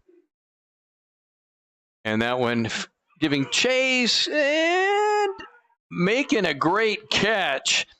And they're going to throw to 3rd, and that's going to end the game. That's kind of a fitting way to end. That ball was hit foul. Sanchez went over, made a great catch, sliding catch, and then the awareness for Blanco to go ahead and tag with Sanchez on the ground, and Sanchez threw it past Bracamonte, no chance to get it, and the runs will score, and that will be that. So the 10-run rule, the final score, Coochis 10 runs, 6 hits, and no errors. ACU no runs, 2 hits, and 2 errors. And as mentioned, kind of a tough fitting way to end, but boy, what a great catch that time by a very good first baseman for ACU and Roy Sanchez. Let's take a quick wrap up of the afternoon. Again, in that first game, the third inning kind of doomed ACU when Coochis scored 7 times. And then in the second game, in the fourth inning, Coochis scored 7 times again. So the winning pitcher is Ramses Guerrera. He is now 4-1. And once again, really good control on his part. Knew how to mix up his pitches and good fastball. We've seen some off-speed stuff, and that beautiful slider he has just has such great sinking action. In game number 1, Coochis 9 runs, 7 hits, and 1 error. 3 runs, 6 hits, 4 errors for ACU. Mathis Norell was a winner. He's now 9-1. In that game, Norell had 9 strikeouts and 2 walks. Time of that first game was 2 hours and 10 minutes. In game number 2, Coochis 9 runs, 5 hits, and no errors for ACU. No runs, 2 hits, and they'll end up with 3 errors. Winning pitcher was Ramses Guerrera. He had 8 strikeouts. Time of that second game, 1 hour and 35 minutes. Coochis now sees their record run to 36-8 overall, 17-7. They are, as of today, in first place by either a game or game and a half, depending on how that Southern Nevada Yavapai game went. Either way, they will start the week in first place in the ACC AC. Next up is Eastern Arizona College. That'll be next Friday and Saturday. Next Friday, that game will be a single game at 2, Saturday a doubleheader starting at noon. I hope you enjoyed this one. I'm Tom Heck, bidding you a very good afternoon from a very breezy Douglas, Arizona, where this afternoon Coochis wins a doubleheader and sees their record now run to 36-8. Good afternoon, everybody.